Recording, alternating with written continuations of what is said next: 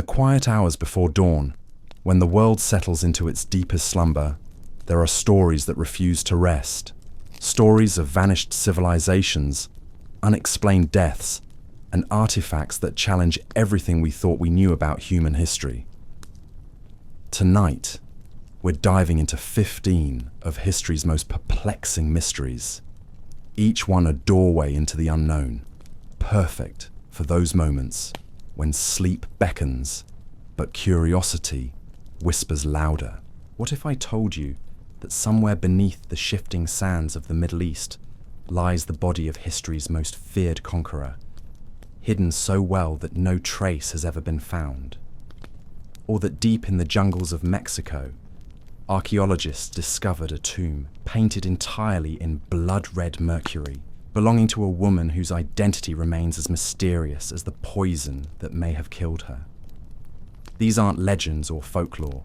These are real mysteries that have baffled historians, archaeologists, and scientists for decades, sometimes centuries. From ancient libraries that may have contained knowledge we can barely imagine, to underground tunnels carved with impossible precision, to maps that seem to show lands no human should have known existed, tonight's journey will take us through the shadows of time itself. Some of these mysteries involve death under suspicious circumstances. Others reveal technologies that shouldn't have existed. And a few suggest that our understanding of human history might be fundamentally incomplete. So settle in, dim the lights, and let your mind wander as we explore the gaps in our past, the questions that keep researchers awake at night, and the secrets that time has refused to surrender. Because sometimes the most fascinating stories are the ones without endings, the puzzles that remind us how much we still don't know about the world that came before us. Our first mystery takes us to the windswept plains of Eastern Europe, where one of history's most powerful rulers met his end in circumstances so strange that questions still linger 15 centuries later. The death of Attila the Hun. Picture this. It's the year 453 CE, and the man who had brought the mighty Roman Empire to its knees, who had earned the title Scourge of God, dies not in battle, not from an assassin's blade, but from a simple nosebleed. At least, that's the official story. But sometimes the official story is exactly what makes a mystery so compelling. Attila the Hun controlled an empire that stretched from the steppes of Central Asia to the borders of Gaul. He was a military genius whose very name sent shivers through the courts of Constantinople and Rome. His army was a force of nature, swift and merciless, capable of appearing anywhere along a 1,000-mile frontier. To his enemies, he was the embodiment of divine wrath. To his people, he was touched by the gods themselves, destined to rule the known world. On his final night, Attila was celebrating. He had just taken a new wife, a young woman named Ildiko, whose Gothic name hints at the complex web of alliances and conquests that defined his reign. The feast was magnificent by the standards of a nomadic people who had grown rich on the tribute of settled nations. Wine flowed freely, musicians played, and the great Khan surrounded himself with warriors who had followed him across half the world. But when morning came, the celebration had become a wake. Attila was found dead in his marriage chamber. Blood pooled around his head, his new bride cowering in terror. The court physician, a Roman named Priscus, who had accompanied diplomatic missions to the Hun court, recorded the scene with clinical detachment. Death by hemorrhage, he concluded. The king had drunk too much, fallen into a stupor, and choked on his own blood when his nose began to bleed. It was an absurdly mundane end for such an extraordinary man. Perhaps that's exactly why it raises so many questions. Consider the timing. Attila had just negotiated a complex marriage alliance. His empire was at its peak, but it was also fragile, held together by his personal charisma and military success. His death would inevitably lead to civil war among his sons, the collapse of Hun unity, and the end of the greatest threat Rome had faced in centuries. How convenient for his enemies that nature chose this precise moment to strike him down. Consider the circumstances. Attila was a seasoned warrior, a man who had survived countless battles, political intrigues, and assassination attempts. He was known for his moderation in drinking, despite the stereotype of barbarian excess. His personal guard was legendary for their loyalty and vigilance. Yet somehow, on this night of all nights, he was left alone to die in a way that suggests either incredible carelessness or deliberate planning.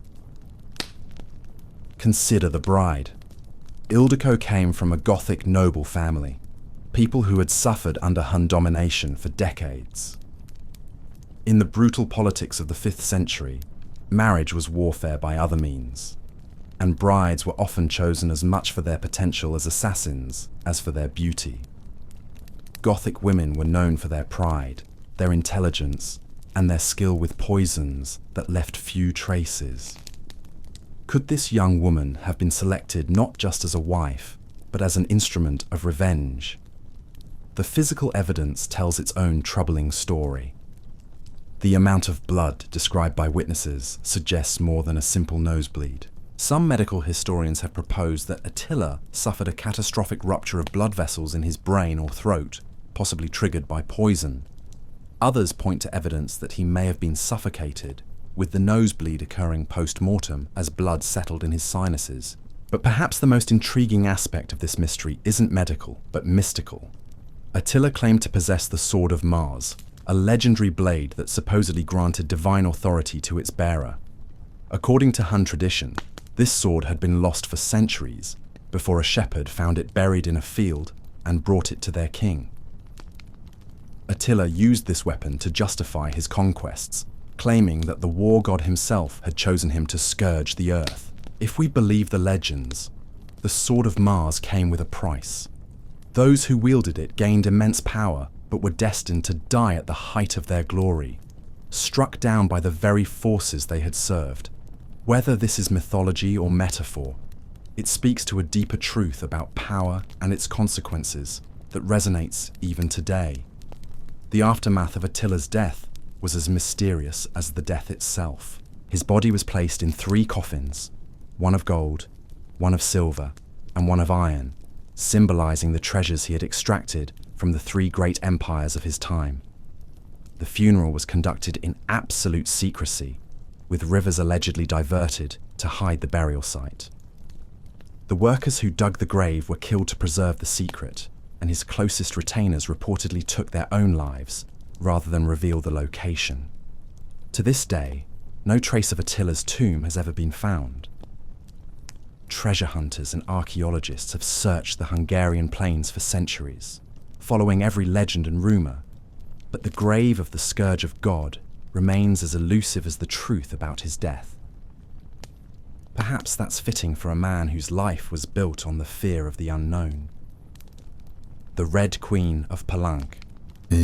Deep in the rainforests of southern Mexico, where ancient pyramids rise like stone mountains through the canopy, and the air itself seems thick with history, archaeologists made a discovery in 1994 that would add another layer to the mysteries of the Maya world.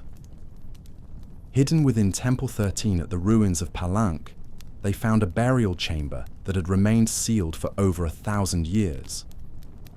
What they discovered inside defied every expectation they had about Maya burial practices.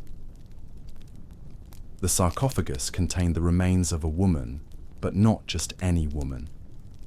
Her bones, the walls of the tomb, and even the air itself were saturated with cinnabar, a bright red mercury compound that the Maya considered sacred. The amount of cinnabar used was staggering, far more than had ever been found in any other burial. It painted everything in the tomb the color of blood, earning the mysterious occupant her modern nickname, the Red Queen. The sheer expense of this burial suggests someone of extraordinary importance. Cinnabar was precious in the Maya world, traded across vast distances and reserved for the most sacred rituals. To use it so lavishly implied wealth and status beyond most nobles. Yet nowhere in the tomb was there a single inscription identifying who this woman was. No hieroglyphs carved her name in stone. No painted pottery bore her titles. No jade ornaments carried her royal cartouche.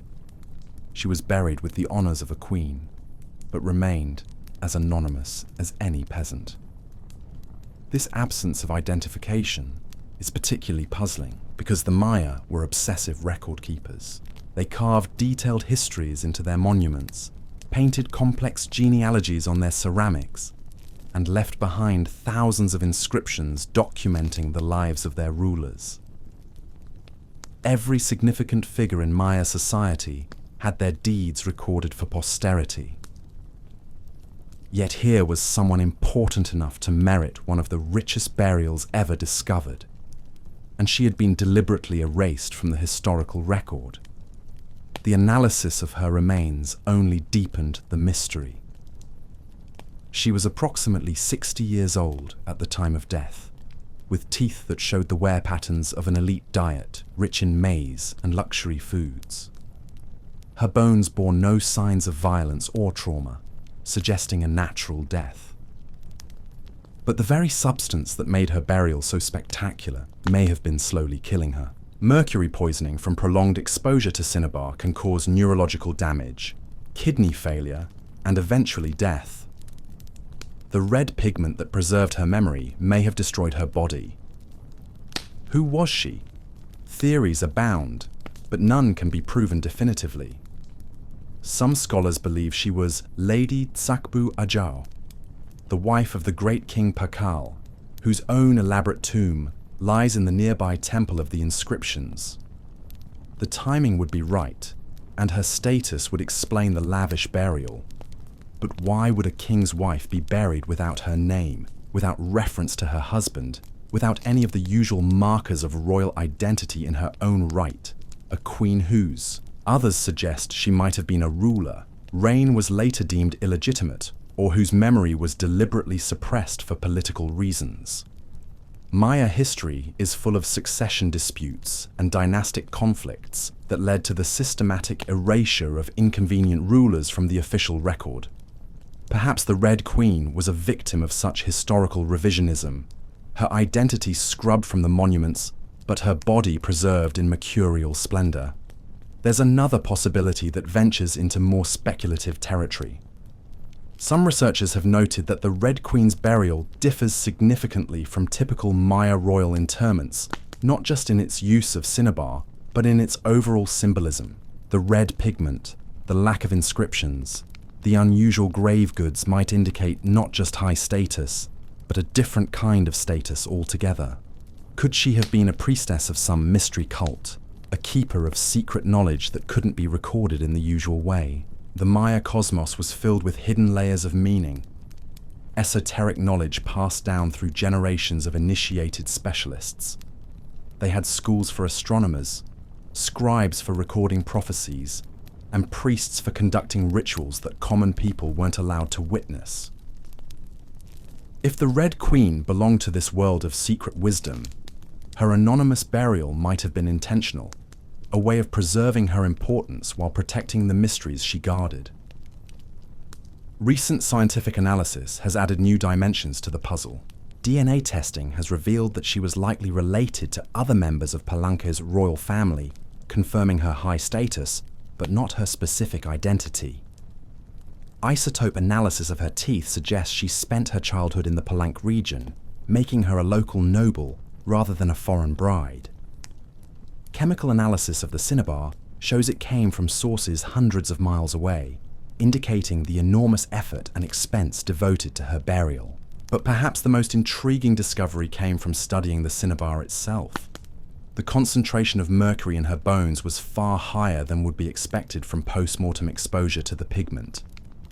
This suggests she was regularly exposed to cinnabar during her lifetime, possibly as part of ritual activities or even medical treatments. In the Maya world, cinnabar was used not just as a pigment, but as a medicine, a cosmetic, and a component in religious ceremonies. Could the Red Queen have been slowly poisoning herself through her devotion to the very substance that would preserve her memory? The mystery deepens when we consider the broader context of her burial. Temple 13 sits in the shadow of Pakal's more famous tomb, yet it was built during the same period and with comparable skill and expense. The two structures seem to have been planned as a pair, suggesting that whoever was buried in Temple 13 was intended to rest alongside the great king for eternity. This implies not just a close relationship, but a relationship that was meant to continue beyond death. Standing in that crimson-stained chamber today, surrounded by the silent testimony of ancient stones and bones, one can't help but feel the weight of unanswered questions. The Red Queen remains one of archaeology's most enigmatic figures, a woman whose importance is undeniable but whose identity may be lost forever. In a civilization that documented everything, she stands as a reminder that some secrets were considered too important, too dangerous, or too sacred to commit to stone. Perhaps that's the most fitting tribute to her memory.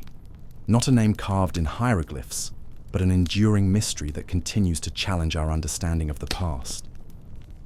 The Red Queen keeps her secrets still, wrapped in the red silence of the tomb, waiting for the day when someone might finally speak her name aloud again.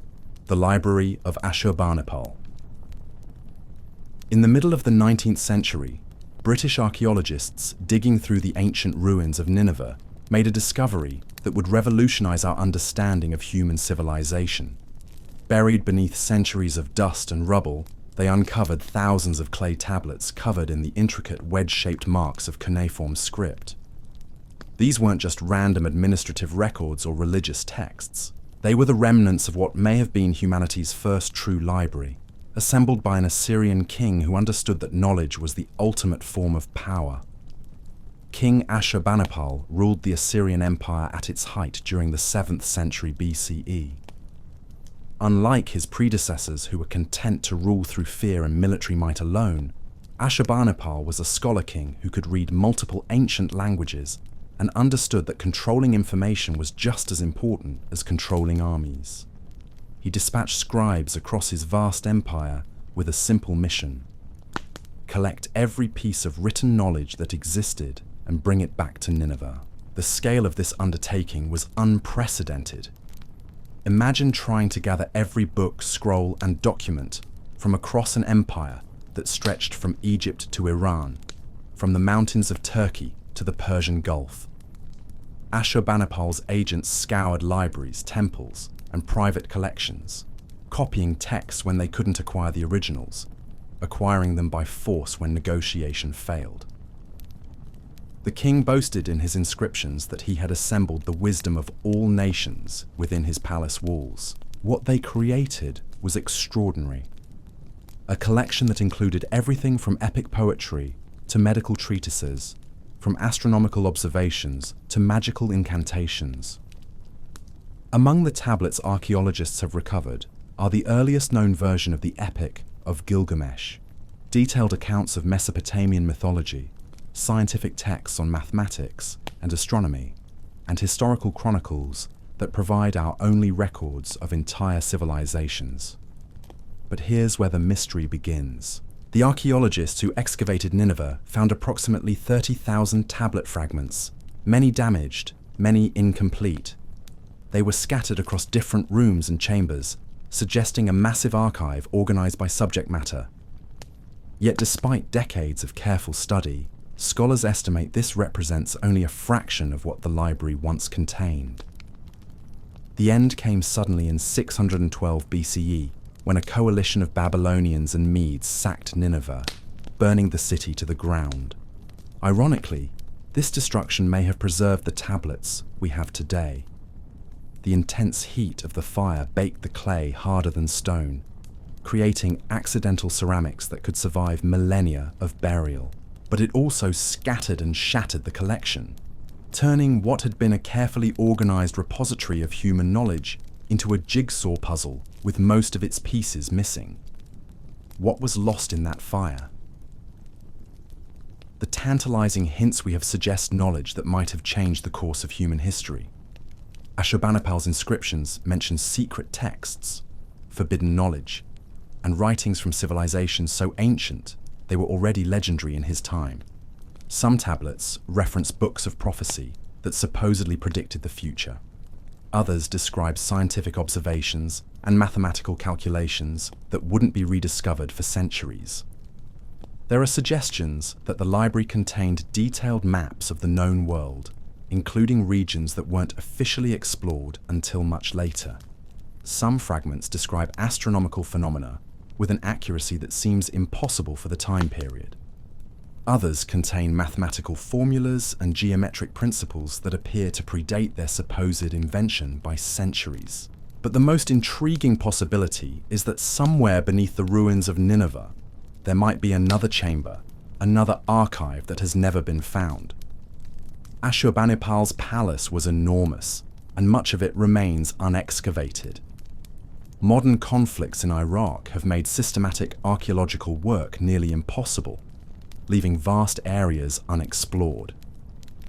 Ground-penetrating radar has detected anomalies beneath the site that could be additional rooms or storage chambers. What if the tablets we've found were merely the public collection, the materials that were safe to share with visiting scholars and dignitaries? What if the truly dangerous knowledge, the secrets that could overthrow kingdoms or challenge fundamental beliefs about the nature of reality, were hidden in a separate, more secure location? Ancient libraries were often more than repositories of books. They were centers of power where knowledge was carefully guarded and controlled. In Egypt, Babylon, and later in Alexandria, access to certain texts was restricted to initiated priests or trusted scholars. The most sensitive materials might have been kept in inner sanctuaries, protected by religious taboos and political necessity. Consider the implications if such a hidden archive existed. We might discover that ancient civilizations possessed technologies we assumed were modern inventions. We might find historical records that completely rewrite our understanding of early human development. We might uncover scientific knowledge that challenges current theories about what was possible thousands of years ago. The scattered fragments we do have offer tantalizing glimpses of this possibility. Some tablets contain references to materials and techniques that don't match anything else from the period. Others describe events and places that don't fit with our current historical timeline. A few contain observations about the natural world that seem impossibly advanced for their supposed date of composition. Modern technology has allowed scholars to read tablets that were previously considered too damaged to decipher. Digital imaging and computer analysis have revealed texts that were invisible to earlier researchers. Each new translation adds pieces to the puzzle, but it also raises new questions about what else might be waiting to be discovered. The political situation in Iraq has made new excavations extremely difficult, but satellite imagery continues to reveal promising anomalies beneath the surface at Nineveh. International teams of archaeologists are developing plans for future expeditions, hoping that eventually they'll be able to return to the site and continue the work that began more than a century ago. What makes this mystery particularly compelling is that we know exactly where to look. Unlike lost civilizations or vanished treasures that could be anywhere, the remainder of Ashurbanipal's library, if it exists, is still buried beneath the tell of Kuyunjik. The technology exists to find it. The historical records point to its likely location, and the potential discoveries could reshape our understanding of ancient history. But time is not on our side. Every year that passes brings more erosion, more damage from the elements, more risk that whatever remains will be lost forever. The tablets that survive today are fragile, and they represent knowledge that took centuries to compile and could disappear in a moment of neglect or conflict. Standing among the fragments of this ancient library today, reading the words of scribes who lived 27 centuries ago, it's impossible not to wonder what other voices are still waiting to be heard. What stories remain untold? What knowledge remains hidden?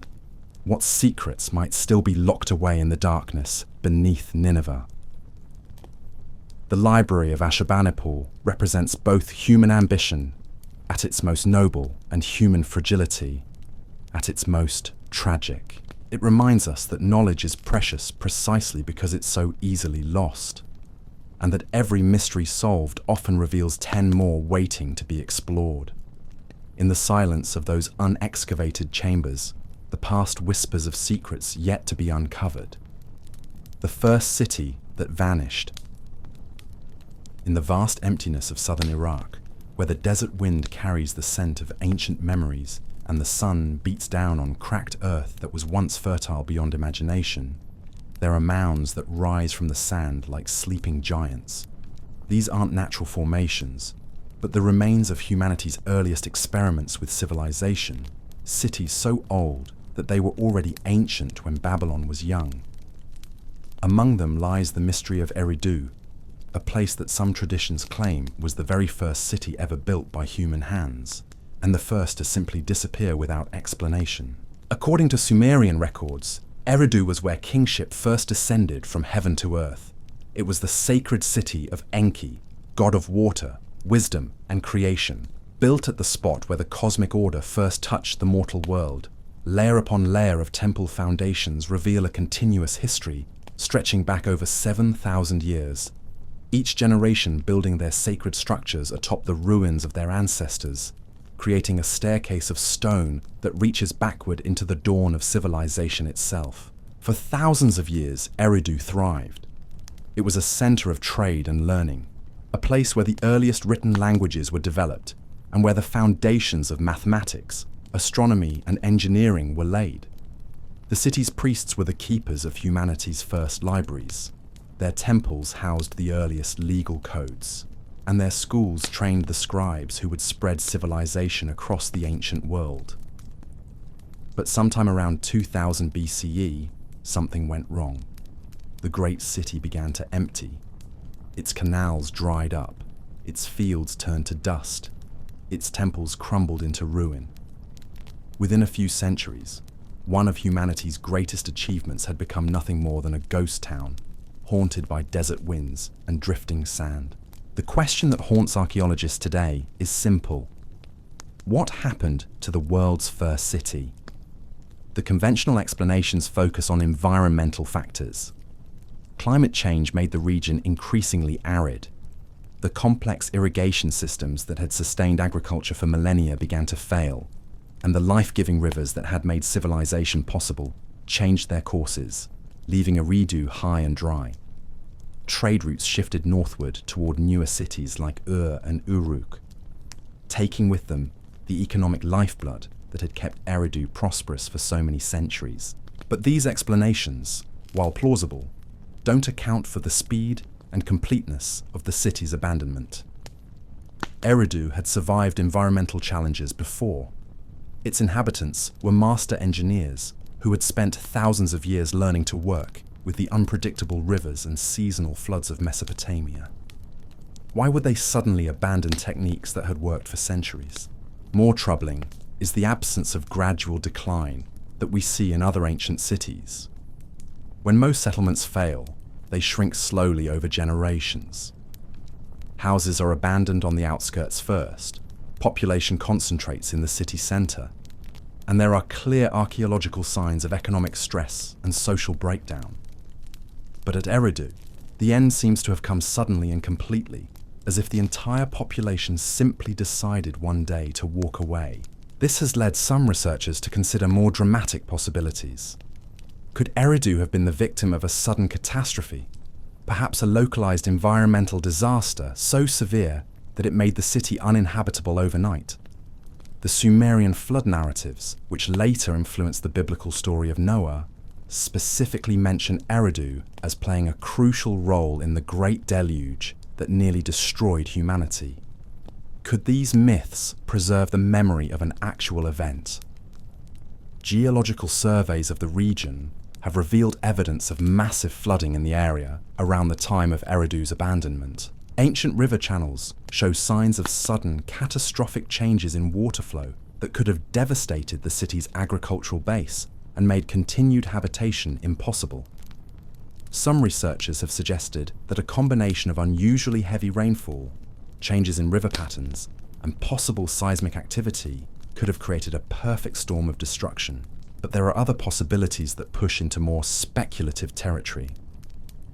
Some alternative historians point out that Eridu occupies a unique place in ancient mythology, not just as the first city, but as the seat of forbidden knowledge, the place where humanity first learned secrets that were perhaps meant to remain hidden.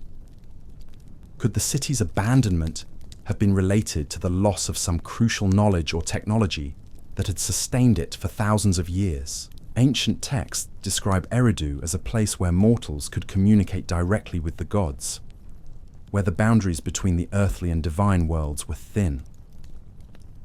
The temple of Enki was said to contain wisdom that could unlock the mysteries of creation itself.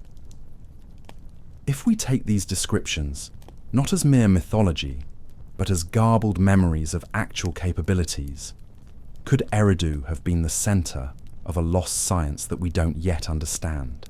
Modern excavations at Eridu have been limited by political instability and funding constraints, but the work that has been done has revealed some puzzling anomalies. Deep beneath the earliest known temple foundations, archaeologists have found evidence of even older structures, built with techniques and materials that don't match anything else from the period. Some of these pre-Sumerian layers contain artifacts whose purpose remains unclear, objects that seem too sophisticated for their supposed age. There are also the unexplained gaps in the archaeological record.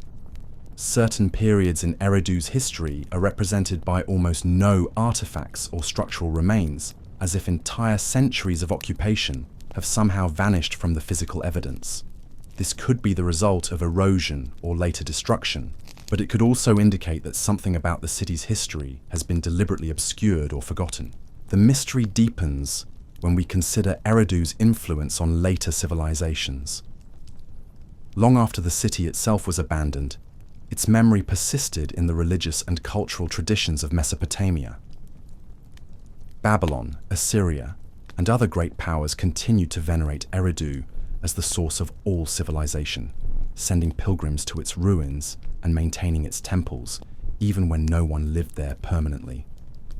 This suggests that whatever happened to Eridu was seen not just as the end of a city, but as the end of an era, the loss of something precious that could never be fully recovered. The fact that later civilizations continued to honor the memory of a dead city implies that its destruction represented more than just another case of urban decline. Today, the mounds of Eridu rise from the desert like broken teeth, offering few clues about the mystery of their abandonment. The wind that whispers through the ruins carries no answers, only the echo of questions that have persisted for 4,000 years. What force was powerful enough to end humanity's first great experiment in urban living? What knowledge died with the last inhabitants of Eridu, and what secrets might still be buried beneath the sand, waiting for archaeologists brave enough to dig deeper into the foundations of civilization itself? The story of Eridu reminds us that even our greatest achievements are fragile, that cities and civilizations can disappear as completely as if they had never existed. But it also suggests that the past holds mysteries we haven't even begun to explore, secrets that might change our understanding not just of ancient history, but of the very nature of human potential itself. The Green Children of Woolpit. In the gentle countryside of medieval England, where rolling fields stretched endlessly under grey skies and village life moved to the ancient rhythms of planting and harvest, something impossible happened. It was the sort of event that should exist only in fairy tales. Yet it was recorded not once but twice by respected chroniclers of the time. Men who had no reason to fabricate such an extraordinary tale. The year was somewhere in the middle of the 12th century, when workers harvesting near the village of Woolpit made a discovery that would echo through the centuries. Emerging from the old wolf pits that gave the village its name were two children, a boy and a girl, but they were unlike any children anyone had ever seen. Their skin was green, not the sickly pallor of illness or the sun-darkened bronze of outdoor labor, but a distinct, vibrant green, as if they had somehow absorbed the color of the very fields around them. The children spoke no recognizable language, communicated only in strange musical sounds that meant nothing to their discoverers. They wore clothes of unfamiliar fabric and design, and they refused all food offered to them except for raw beans, which they devoured with desperate hunger. The villagers, torn between compassion and fear, took them in, determined to solve the mystery of their origin. Gradually, the girl proved stronger and more adaptable than her companion. She learned the local language, accepted new foods, and slowly her strange green tint began to fade to a more normal hue. The boy, however, grew weaker with each passing day, and despite all efforts to help him, he died before he could reveal the secrets of their origin. When the girl finally gained enough command of the language to tell her story, what she revealed was more fantastic than anything her listeners could have imagined.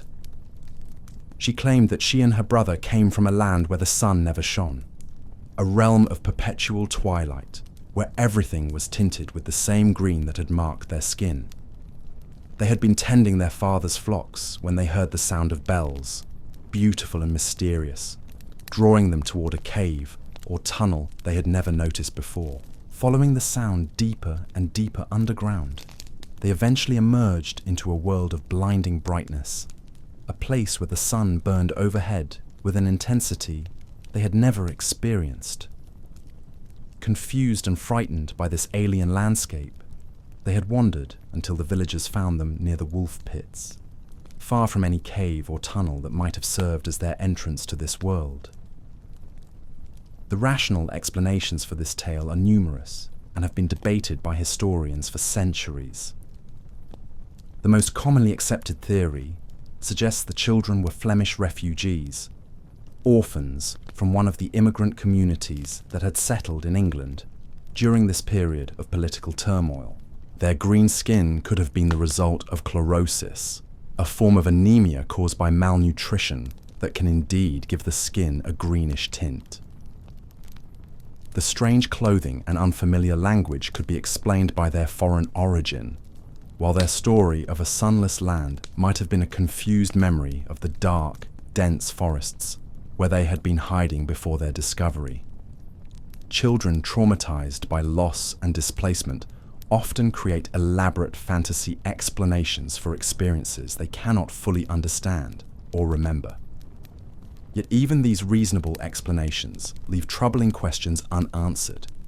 How did two malnourished children travel from a Flemish settlement to Woolpit without being seen by anyone along the way? Why were their clothes described as being made of materials no one recognized rather than simply foreign?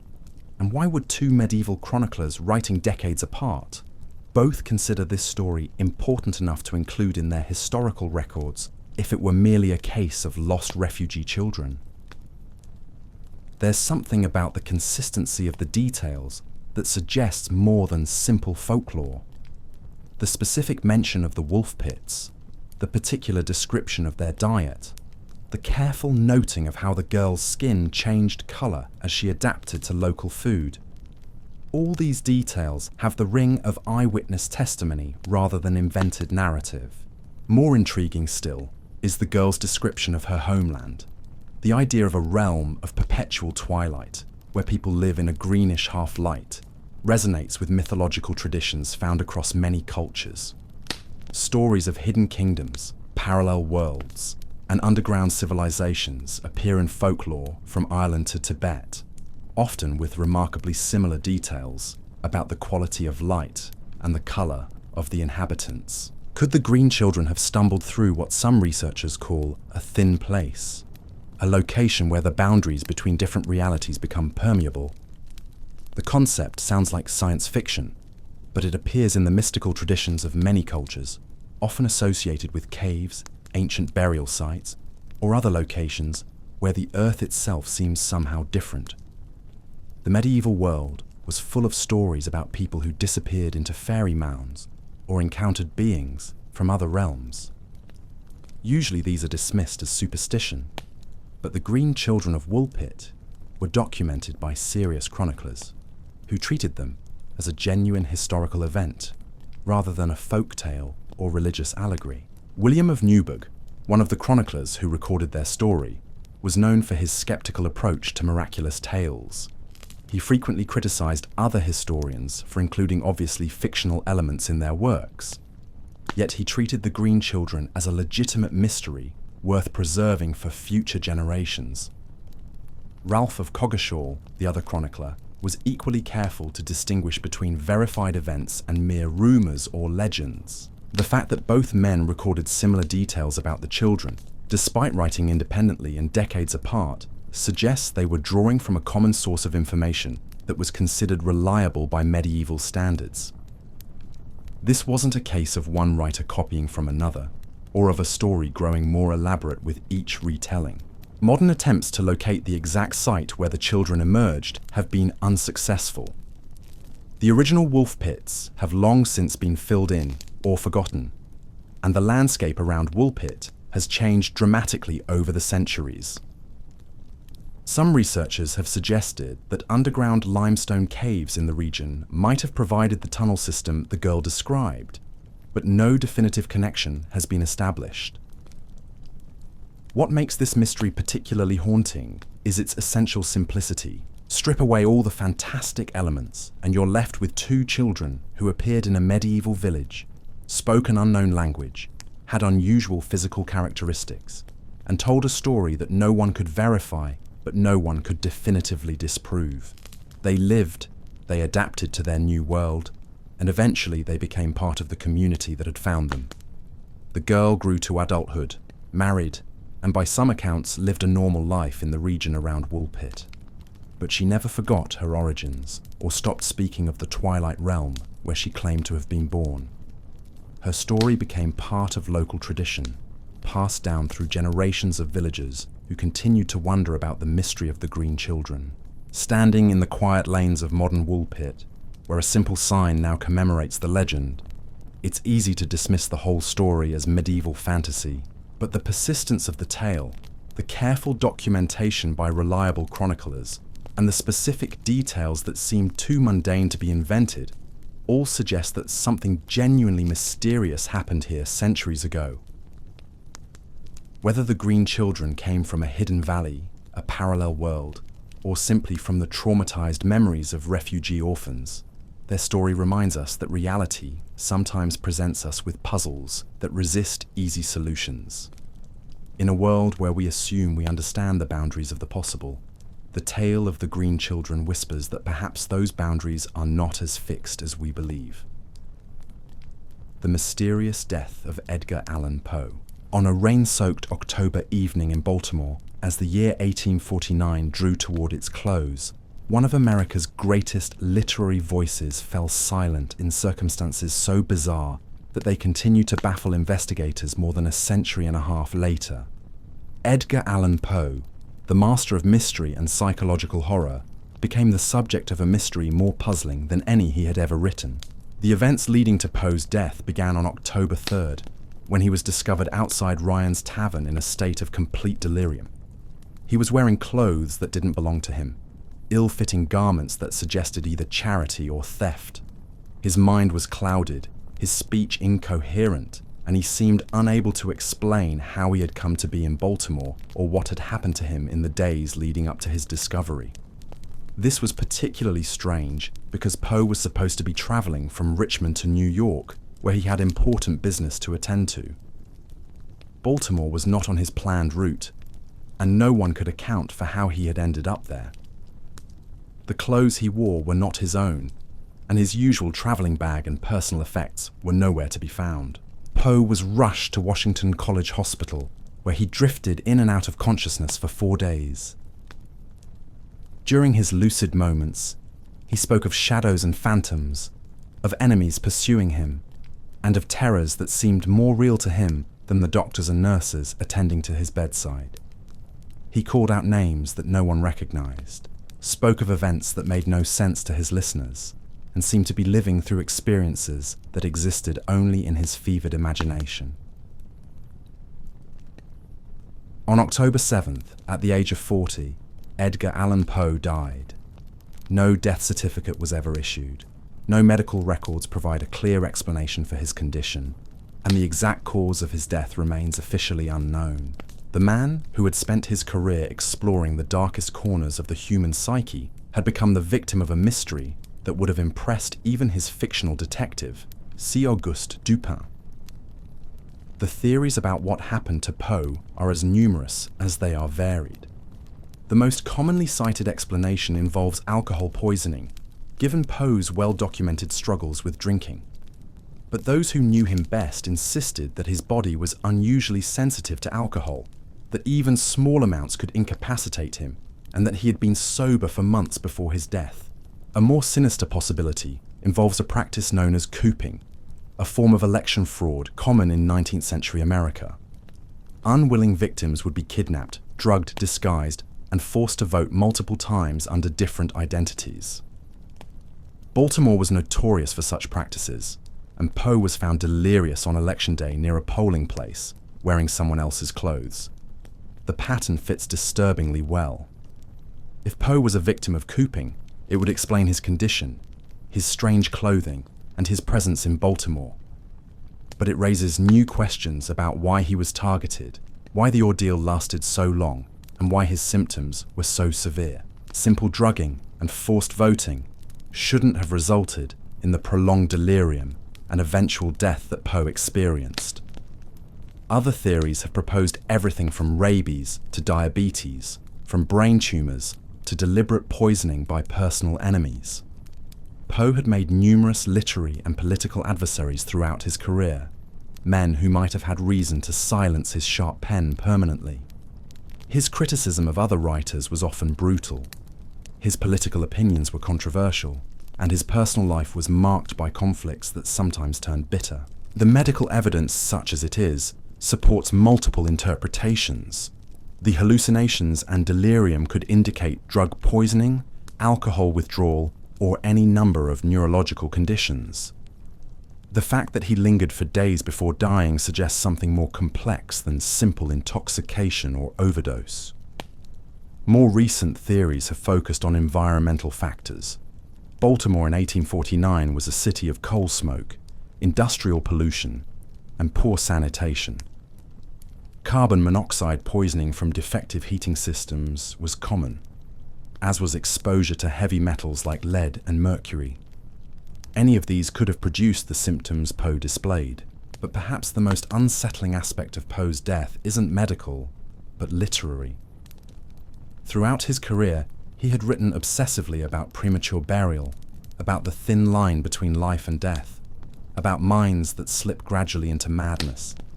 His stories explored themes of persecution, of enemies closing in from the shadows, of reality becoming indistinguishable from nightmare. In his final days, Poe seemed to be living through the very horrors he had spent his career imagining. Was this coincidence, or had his exploration of the darker aspects of human nature somehow attracted the very forces he had written about? The man who had created characters trapped between reason and madness found himself in exactly that position as his life drew to its mysterious close. The location of his death adds another layer to the mystery. Baltimore held both positive and negative associations for Poe. It was where he had won his first literary prize, where he had married his cousin Virginia, where he had experienced some of his greatest professional successes. But it was also associated with family conflicts, financial struggles, and personal disappointments.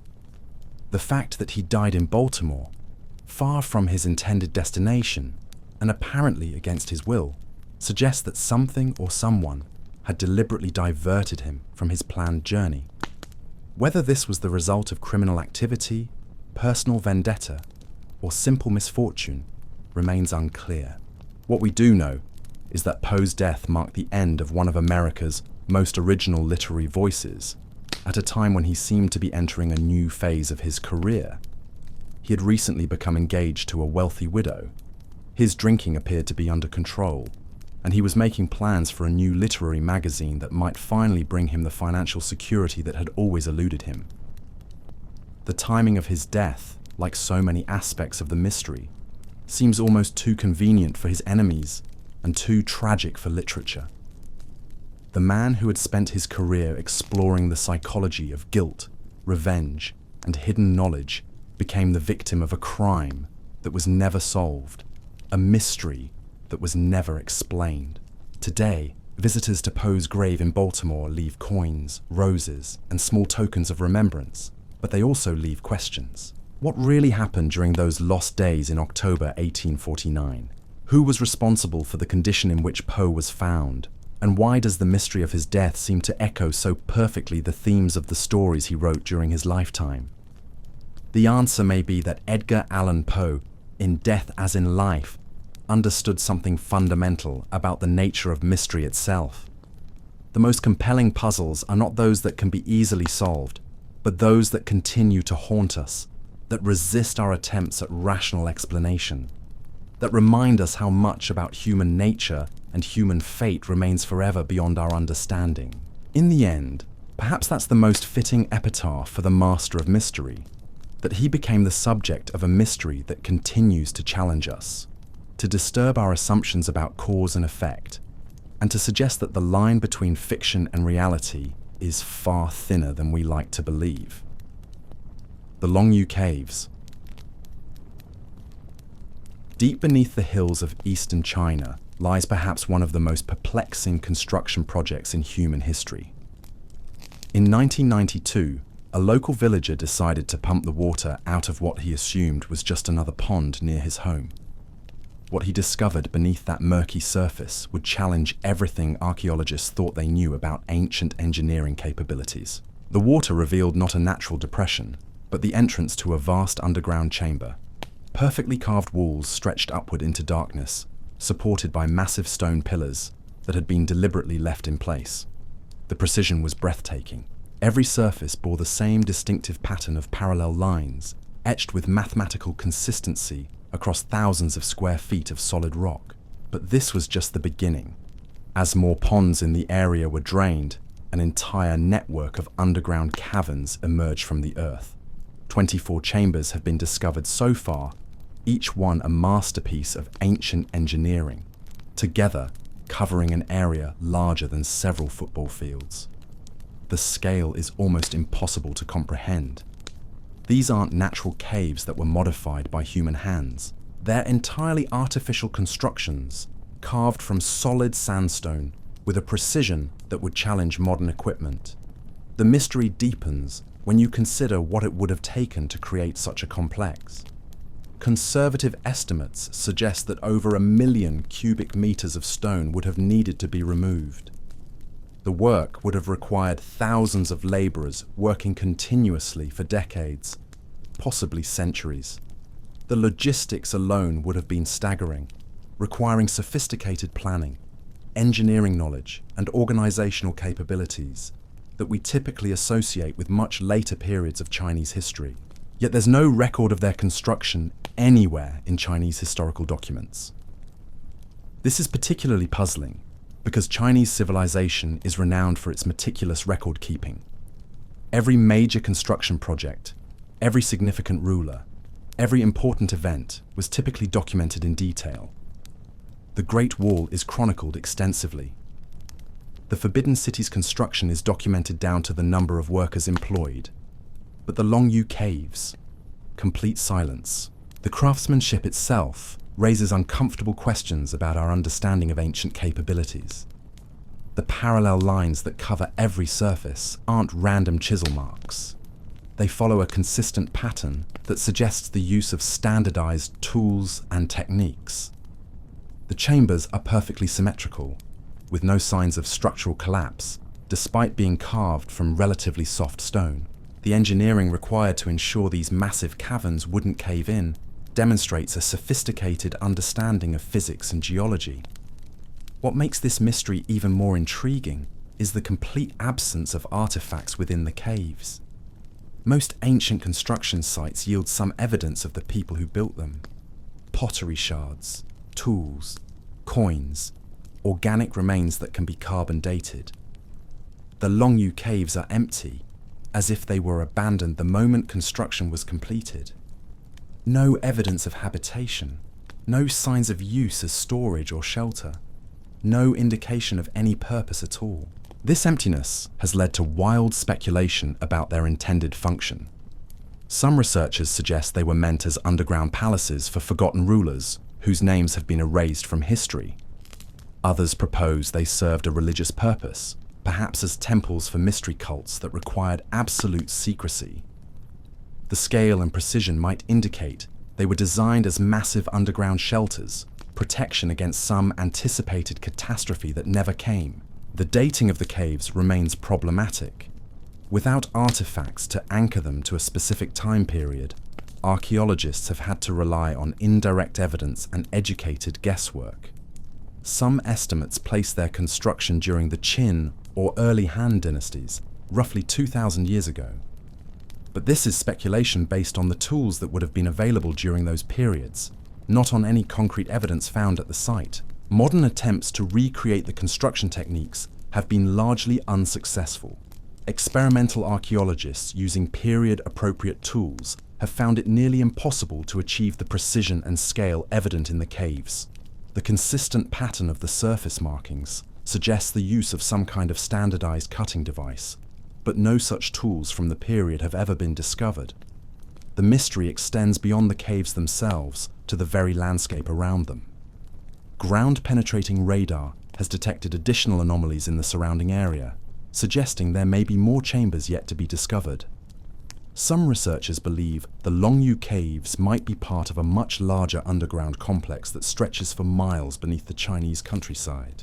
The implications of such a discovery would be staggering. If an ancient civilization possessed the engineering capabilities to create underground cities on this scale, what else might they have accomplished that we haven't yet discovered? What other monuments might be hidden beneath the earth, waiting for someone brave enough to drain the right pond or dig in the right place? Today, tourists can walk through portions of the cave complex, marveling at the precision of the ancient stonework. But even with modern lighting and careful preservation, the chambers retain their air of mystery. The acoustic properties are unusual, with sounds carrying in unexpected ways through the carved spaces. The temperature remains constant year-round, creating an environment that feels somehow separate from the world above.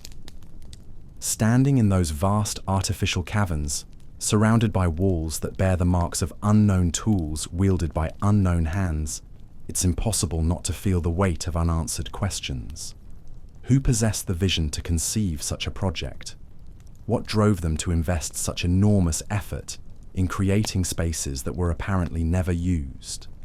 And what secrets might still be hidden in the darkness beyond the reach of modern exploration? The Longyu Caves represent a gap in our understanding of human history, a reminder that the past holds achievements and capabilities that don't fit neatly into our current theories about the development of civilization. They stand as silent testimony to human ambition and ingenuity, but also to the profound mysteries that still surround our ancestors and their motivations. Cambyses, lost army. In the vast emptiness of Egypt's western desert, where the horizon shimmers endlessly under a merciless sun, and the silence is so complete it seems to press against your eardrums, there lies one of history's most haunting military mysteries. Somewhere beneath those shifting sands, according to ancient sources, rest the bones of 50,000 Persian soldiers who marched into the desert nearly 25 centuries ago and were never seen again. The story begins in 525 BCE with Cambyses II, the Persian king who had just conquered Egypt and overthrown the last native pharaoh. Drunk on victory, and perhaps on actual wine, Cambyses set his ambitious eyes on an even greater prize, the Oracle of Ammon at the Siwa oasis. This wasn't just any religious site. It was one of the most sacred places in the ancient world, a desert sanctuary where the god Ammon supposedly whispered the future to those brave enough to seek his wisdom. The oracle had already gained legendary status by Cambyses' time. Alexander the Great would later make the dangerous journey there to consult the priests, seeking confirmation of his divine ancestry. But that was still 2 centuries in the future. In 525 BCE, the Oracle of Ammon represented the ultimate symbol of Egyptian religious authority, the one sacred site that remained beyond Persian control. Cambyses dispatched an army of 50,000 men to march across the western desert and claim the oracle for the Persian Empire. It was an audacious plan, requiring a logistical operation of staggering complexity. The soldiers would have to carry enough water and supplies to sustain them during weeks of desert travel, navigate across hundreds of miles of trackless wasteland, and maintain military discipline in one of the harshest environments on Earth. According to Herodotus, who recorded the tale nearly a century later, the army made good progress initially. After 7 days of Mar called the City of the Oases, Qing, they reached a place they resupplied and prepared for the final, probably near modern-day Karga. Their push across the deep desert toward their objective. Everything seemed to be proceeding according to plan, then disaster struck. A massive sandstorm, what the ancient sources describe as a wind from the south, engulfed the entire army. The wall of sand and dust was so overwhelming, so complete, that it buried the soldiers alive where they stood. When the storm finally passed, there was no trace of the 50,000 men. No survivors staggered out of the desert with tales of their ordeal. No bodies were ever recovered. The army had simply vanished, as if it had never existed. For centuries, this story was dismissed as either pure mythology or gross exaggeration. Ancient historians were known to embellish their tales, and the idea of an entire army disappearing without a trace seemed too fantastic to be credible. But modern archaeological investigation has begun to uncover evidence that suggests Herodotus might have been recording actual events. However dramatic his presentation of them, the western desert of Egypt is indeed subject to devastating sandstorms that can bury objects in minutes and shift dunes by hundreds of feet in a single day. The archaeological record shows evidence of ancient settlements that were completely covered by sand and remained hidden for centuries until changing wind patterns revealed them again. If such a storm could bury entire towns, it could certainly eliminate all traces of a marching army.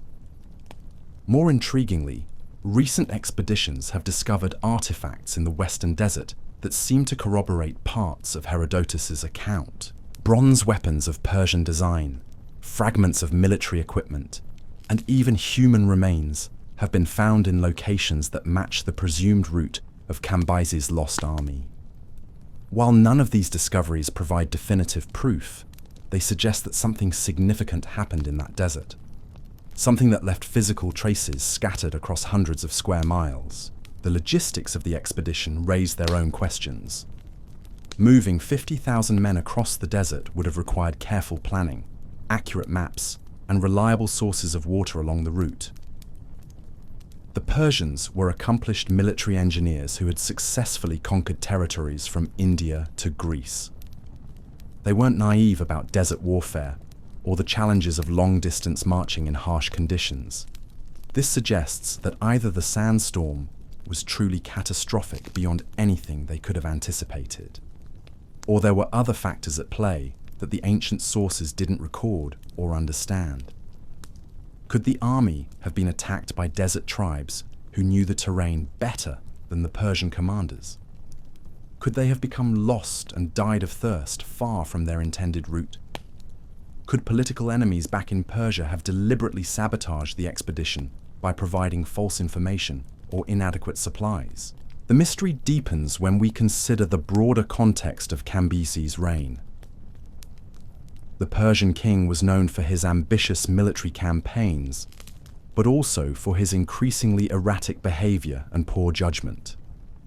Some ancient sources suggest he was mentally unstable, prone to fits of rage and paranoid delusions. Could the expedition to Siwa have been the product of megalomaniacal thinking rather than sound military strategy? There's also the question of motivation. Why was capturing the Oracle of Ammon so important to Cambyses that he was willing to risk such an enormous force on what was essentially a religious conquest? The Oracle had no strategic military value, controlled no trade routes, and posed no threat to Persian rule in Egypt. The expedition seems driven more by symbolism than practical necessity, which might explain why it was planned and executed with less care than other Persian military operations. Modern technology has opened new possibilities for solving this ancient mystery. Satellite imagery can detect buried structures and anomalies in sand patterns that might indicate the presence of archaeological remains. Ground-penetrating radar can reveal objects buried far beneath the surface. DNA analysis can identify human remains and determine their geographic and ethnic origins. Several recent expeditions have claimed to find evidence of the lost army, but none have produced conclusive results. The desert is vast, the sand shifts constantly, and 25 centuries of wind and weather have scattered whatever evidence might have survived. Each promising discovery seems to raise as many questions as it answers. What makes this mystery particularly compelling is its scale and historical significance. We're not talking about a small patrol or a single ship that vanished in a storm. This was an entire army, one of the largest military forces ever assembled at the time, commanded by experienced officers and equipped with the best weapons and supplies the Persian Empire could provide. The complete disappearance of such a force represents one of the greatest military disasters in ancient history. The psychological impact on the ancient world must have been enormous. The Persian Empire was built on a reputation for military invincibility. The idea that Persian armies could conquer any enemy and overcome any obstacle. The loss of 50,000 soldiers to a desert sandstorm would have shattered that mythology and raised questions about Persian competence and the favor of the gods. Standing in the western desert today, where the silence is broken only by the whisper of wind across sand and the horizon stretches endlessly in all directions, it's easy to understand how an army could simply vanish. The landscape is so vast, so empty, so changeable, that human presence seems temporary and insignificant. The desert doesn't just hide its secrets, it erases them, grinding bone and metal into dust that becomes indistinguishable from the sand itself. Yet somewhere in that emptiness, if the ancient sources are to be believed, lies one of history's greatest unsolved mysteries. The bones of 50,000 soldiers, the remnants of their weapons and equipment, the physical evidence of a military disaster so complete that it passed into legend. Whether that evidence will ever be found remains to be seen, but the search continues, driven by the same human curiosity that compels us to seek answers in the silence of the past. The story of Cambyses' lost army reminds us that even the mightiest empires and the most powerful armies are ultimately at the mercy of forces beyond human control. It's a tale of hubris and disaster, of ambition overreaching practical limitations, and of the desert's indifferent capacity to swallow human achievement without a trace. In the end, perhaps that's the most fitting monument to the 50,000, not a carved stone or written chronicle, but the endless silence of the sand itself. Unknown Man. The Screaming Mummy. In the quiet halls of Cairo's Egyptian Museum, where golden treasures gleam under soft lighting and the preserved faces of pharaohs gaze serenely across millennia, there sits one mummy that breaks the peaceful silence with a horror that transcends time itself. While other royal dead rest in dignified repose, their features composed in eternal calm, this figure tells a different story entirely.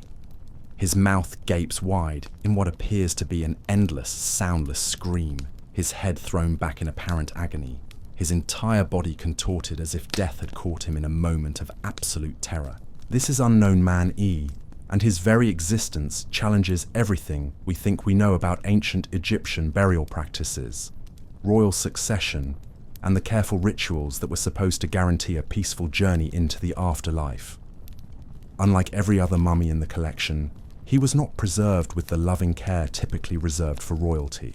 Instead, he was wrapped hastily in sheepskin, a material the ancient Egyptians considered ritually unclean, as if whoever prepared his body wanted to ensure his soul would never find peace.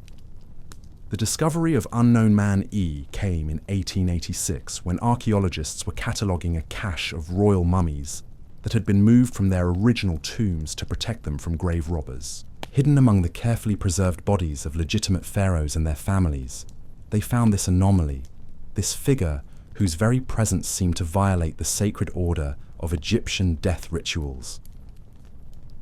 The first thing that strikes anyone who sees Unknown Man E is the expression frozen on his face. This isn't the subtle smile or peaceful countenance we associate with ancient Egyptian art and burial practices. This is raw, primal terror captured in desiccated flesh and bone. His jaw is stretched wide, his lips pulled back to reveal his teeth, his entire facial structure distorted by what appears to be a final moment of absolute horror. Medical examination has revealed that structurally, his body shows no signs of obvious trauma. There are no broken bones, no evidence of fatal wounds, no indication that he died from external violence. Yet the positioning of his limbs, the contortion of his spine, and especially that terrible expression, suggests something far more disturbing than a peaceful, natural death. Some experts have proposed that Unknown Man E died from rapid poisoning, a substance that caused violent spasms at the moment of death, freezing his body in that final convulsion. Others suggest he might have been buried alive, a form of execution that would explain both the expression of terror and the unusual burial preparations. The sheepskin wrapping, so different from the fine linen used for other royal mummies, might have been intended as a final insult, ensuring that even in death he would be marked as cursed or unclean. But who was he? DNA analysis has revealed that Unknown Man E was likely related to other members of the royal family, possibly even a son of Ramesses III. If this identification is correct, it would place him at the center of one of ancient Egypt's most dramatic political conspiracies. A palace coup that nearly brought down the entire 20th dynasty. Ancient court documents tell us of the Harem conspiracy, a plot hatched within the royal household to assassinate Pharaoh Ramesses III and place a different heir on the throne. The conspiracy involved multiple wives, court officials, and several of the king's own sons. When the plot was discovered, the punishment was swift and brutal. Some conspirators were executed outright. Others were forced to take their own lives, and a few faced punishment so severe they were considered worse than death. Could Unknown Man E be Prince Pentaweret, one of Ramesses III's sons who was implicated in the conspiracy? According to the trial records, Pentaweret was forced to commit suicide rather than face public execution, a punishment that would have preserved some measure of royal dignity while still ensuring justice was served. But the manner of Unknown Man E's preservation suggests something far more vindictive than a simple forced suicide. The use of sheepskin instead of linen, the hasty mummification process, the placement among other royal mummies while being clearly marked as different. All these details suggest a deliberate attempt to deny him the proper burial rites that would have allowed his soul to find peace in the afterlife. In ancient Egyptian belief, this wasn't just punishment for his earthly crimes, but eternal damnation. Recent advances in forensic analysis have added new dimensions to the mystery. High-resolution imaging has revealed details about his final moments that weren't visible to earlier researchers. The positioning of his hands, clenched into fists, the way his legs are drawn up toward his chest, even the angle of his head, all suggest he died in extreme physical distress. More disturbing still is the discovery that his mouth was not naturally open at the time of mummification. Evidence suggests that his jaw was deliberately propped open and held in that position during the preservation process, creating the screaming expression that horrifies viewers today. This wasn't an accidental result of the mummification process, but a deliberate choice made by whoever prepared his body. This level of vindictive attention to detail suggests that Unknown Man E wasn't just any conspirator, but someone whose betrayal was considered particularly heinous. Perhaps he was a favored son who had been trusted with important responsibilities, making his participation in the assassination plot feel like the ultimate betrayal.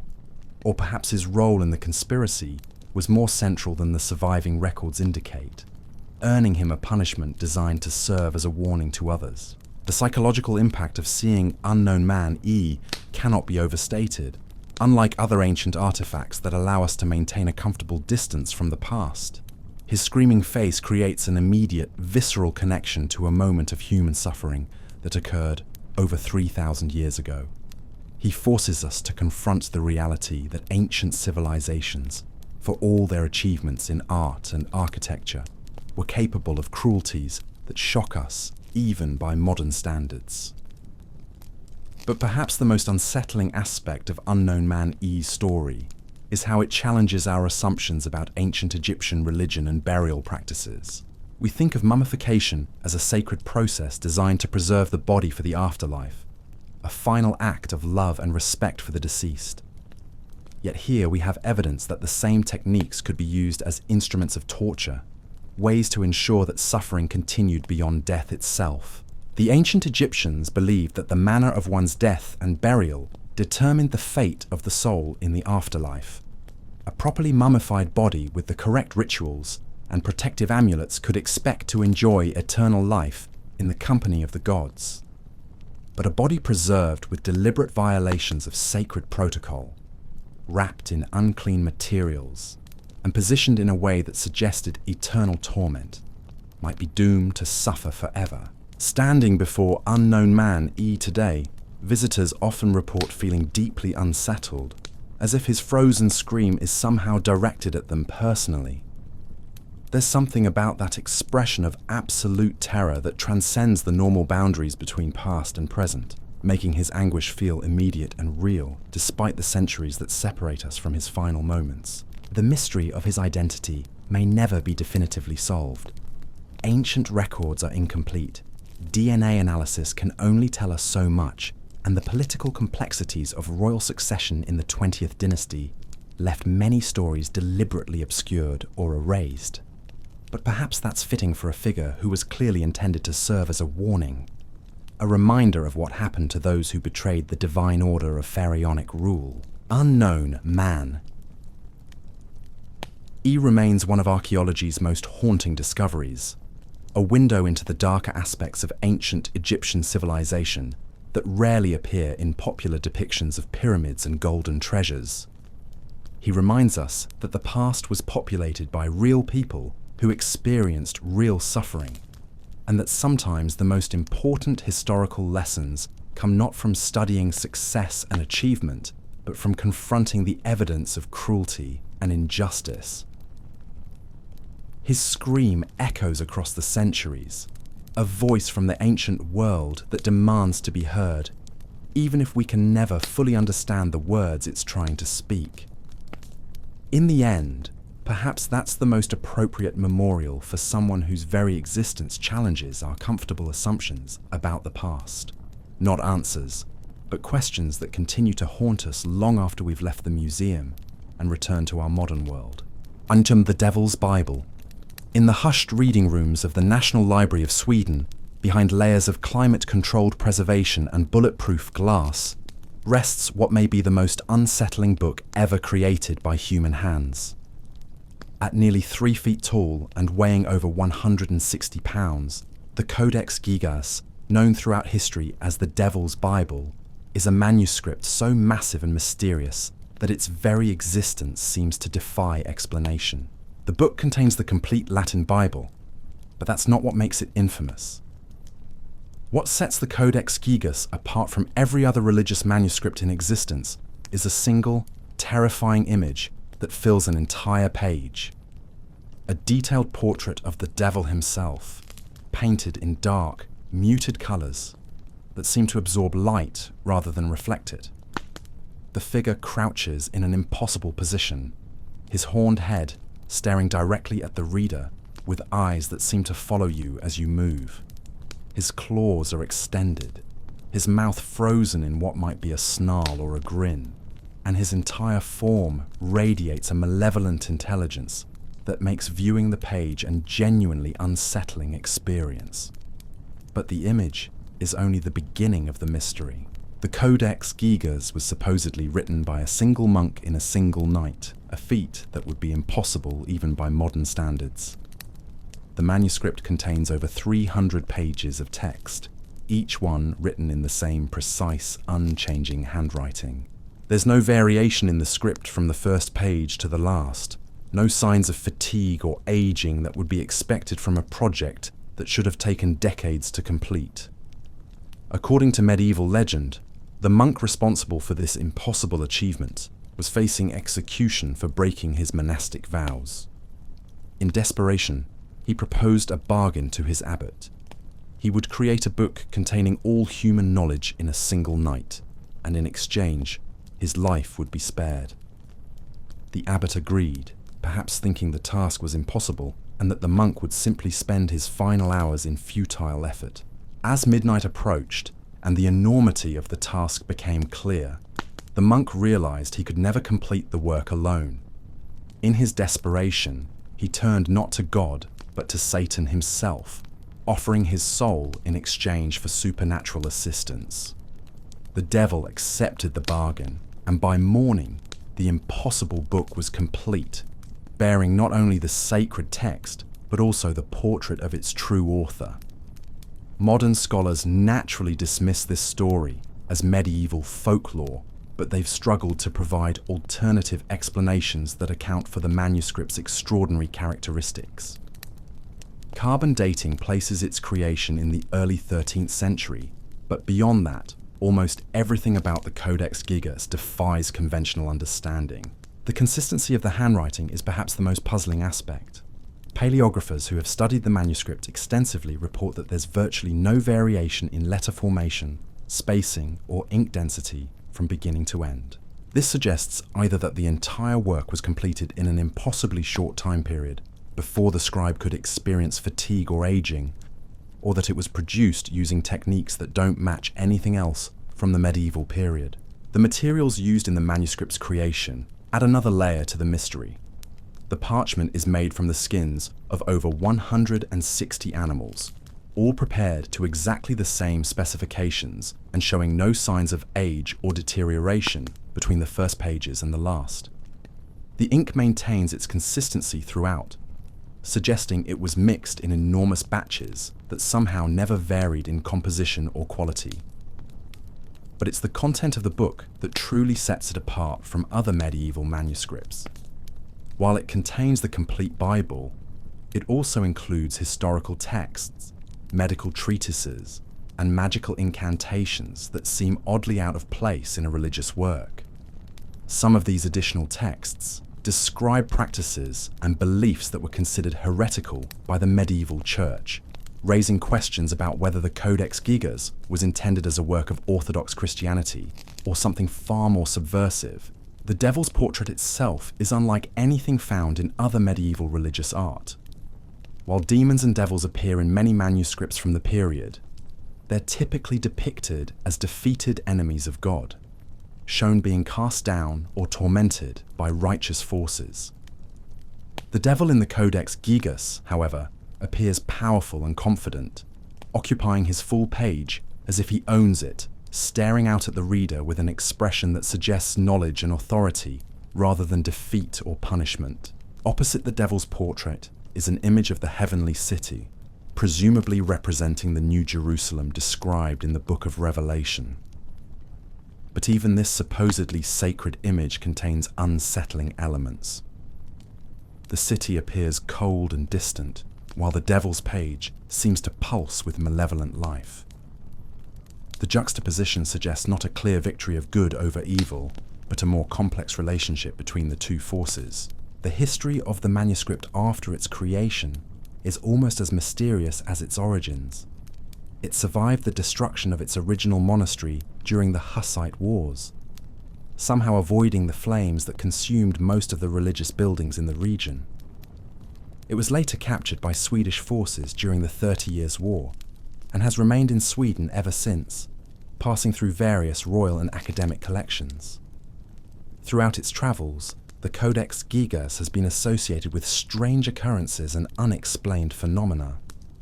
Librarians and scholars who have worked with the manuscript report feeling uneasy in its presence, as if the book itself radiates some form of negative energy.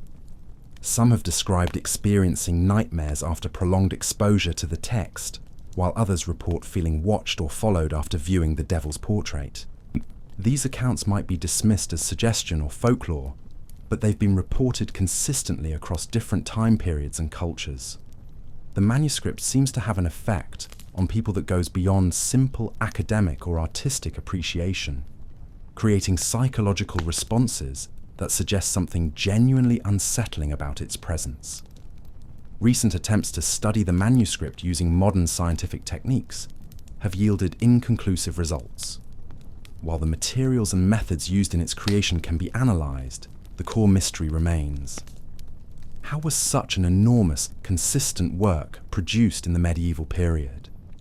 The amount of labour required should have taken decades, yet all evidence suggests it was completed in an impossibly short time frame.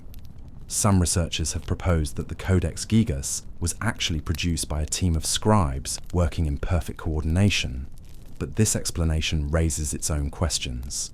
How could multiple people maintain such perfect consistency in handwriting and materials?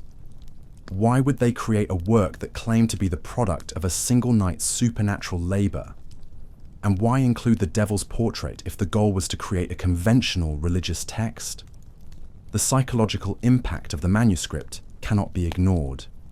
There's something about the combination of sacred text and demonic imagery, of impossible craftsmanship and legendary origins, that creates a sense of unease that persists even among skeptical modern viewers.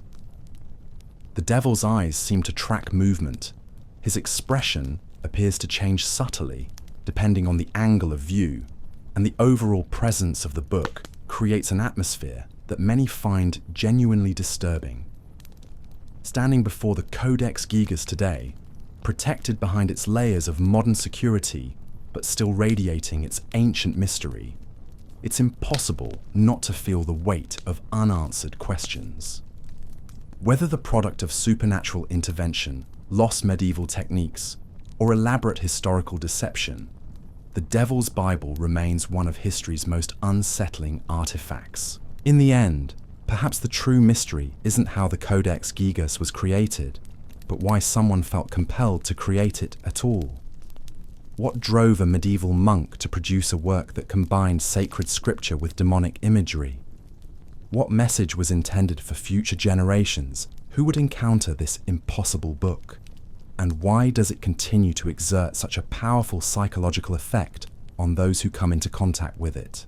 The Devil's Bible keeps its secrets as jealously as its legendary creator, offering tantalizing glimpses of medieval knowledge and beliefs while refusing to yield the full truth about its origins. It stands as a testament to human ambition and creativity, but also as a reminder that some mysteries are perhaps better left unsolved, some knowledge too dangerous to fully comprehend. Amy Robsart, a death most convenient.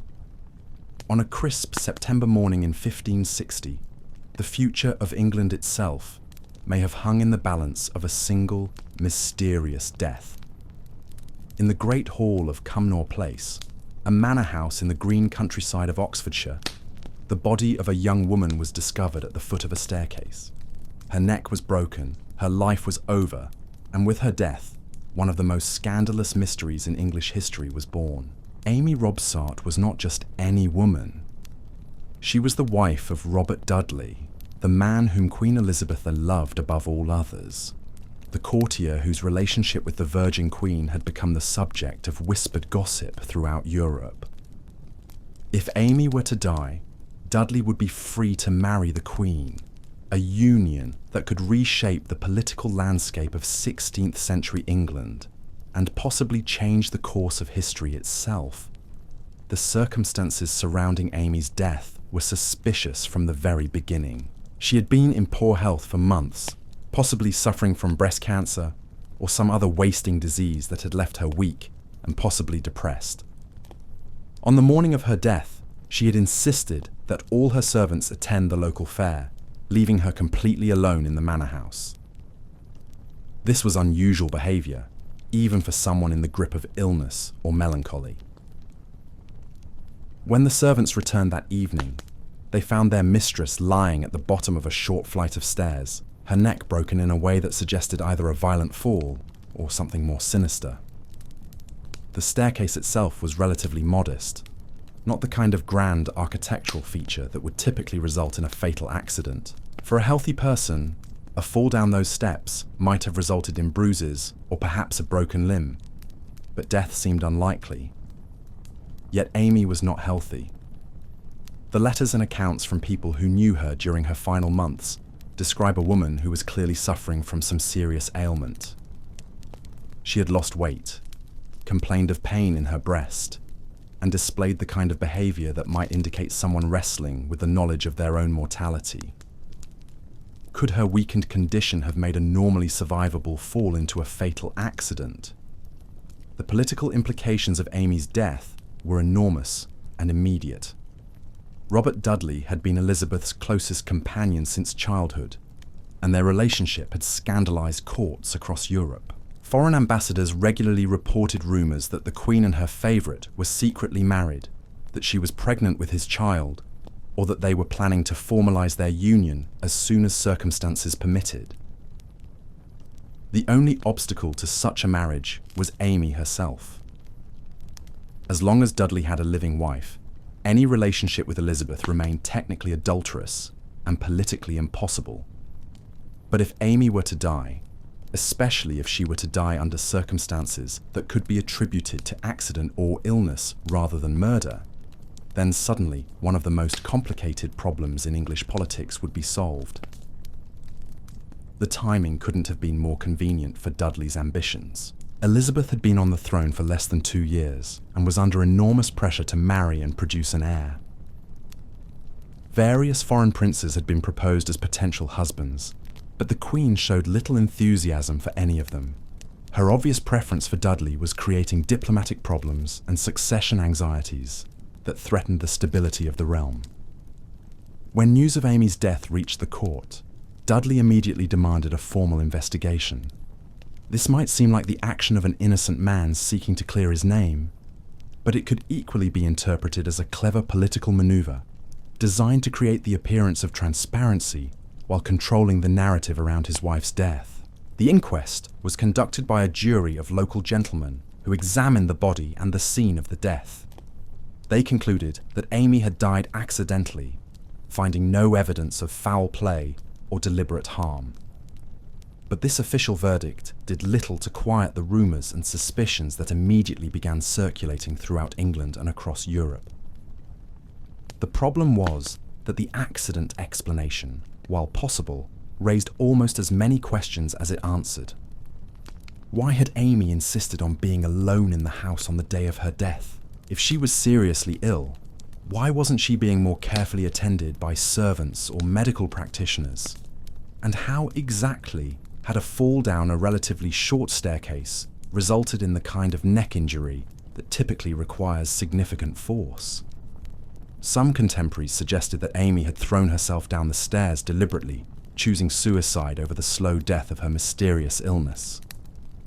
This explanation would account for the severity of her injuries and her strange behaviour on the morning of her death. But suicide carried enormous religious and social stigma in Tudor England, and a deliberate self-inflicted death would have been almost as scandalous as murder. More sinister theories focused on the possibility of assassination, either by agents working for Dudley himself or by his political enemies seeking to implicate him in his wife's death. The techniques for committing undetectable murder were well understood in the 16th century, and the Tudor court was full of people who had both the motive and the means to eliminate inconvenient obstacles to their ambitions. If Dudley had arranged his wife's death, he would have had access to expert assassins who could make murder look like accident. The fact that Amy's neck was broken could indicate that she was killed by someone with knowledge of exactly how to inflict fatal injuries without leaving obvious signs of violence. A skilled killer could have staged the scene to look like an accidental fall while ensuring that the victim died quickly and quietly. Alternatively, Dudley's enemies might have seen Amy's death as an opportunity to destroy his relationship with the Queen by making him appear guilty of murder. Even if he was completely innocent, the cloud of suspicion surrounding his wife's death would make him politically toxic and romantically impossible for Elizabeth. The Queen's reaction to the news of Amy's death was telling.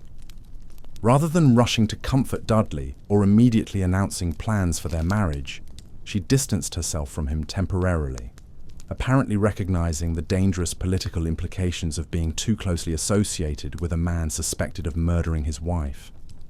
This suggests either that Elizabeth had genuine doubts about Dudley's innocence, or that she understood the necessity of maintaining at least the appearance of propriety. The mystery deepened when investigators discovered that Amy had been behaving strangely for weeks before her death, making comments that could be interpreted as either suicidal ideation or expressions of fear for her safety. She had spoken of feeling that she would not live much longer, but whether this reflected knowledge of her illness or premonition of danger remained unclear.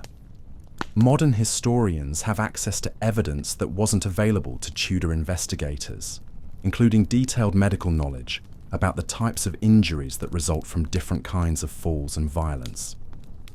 Forensic analysis of the historical accounts suggests that Amy's neck injuries were consistent with either a deliberate push down the stairs or a fall by someone whose bones had been weakened by disease. The cancer theory has gained credibility in recent years, as medical historians have identified descriptions of Amy's symptoms that match various forms of the disease.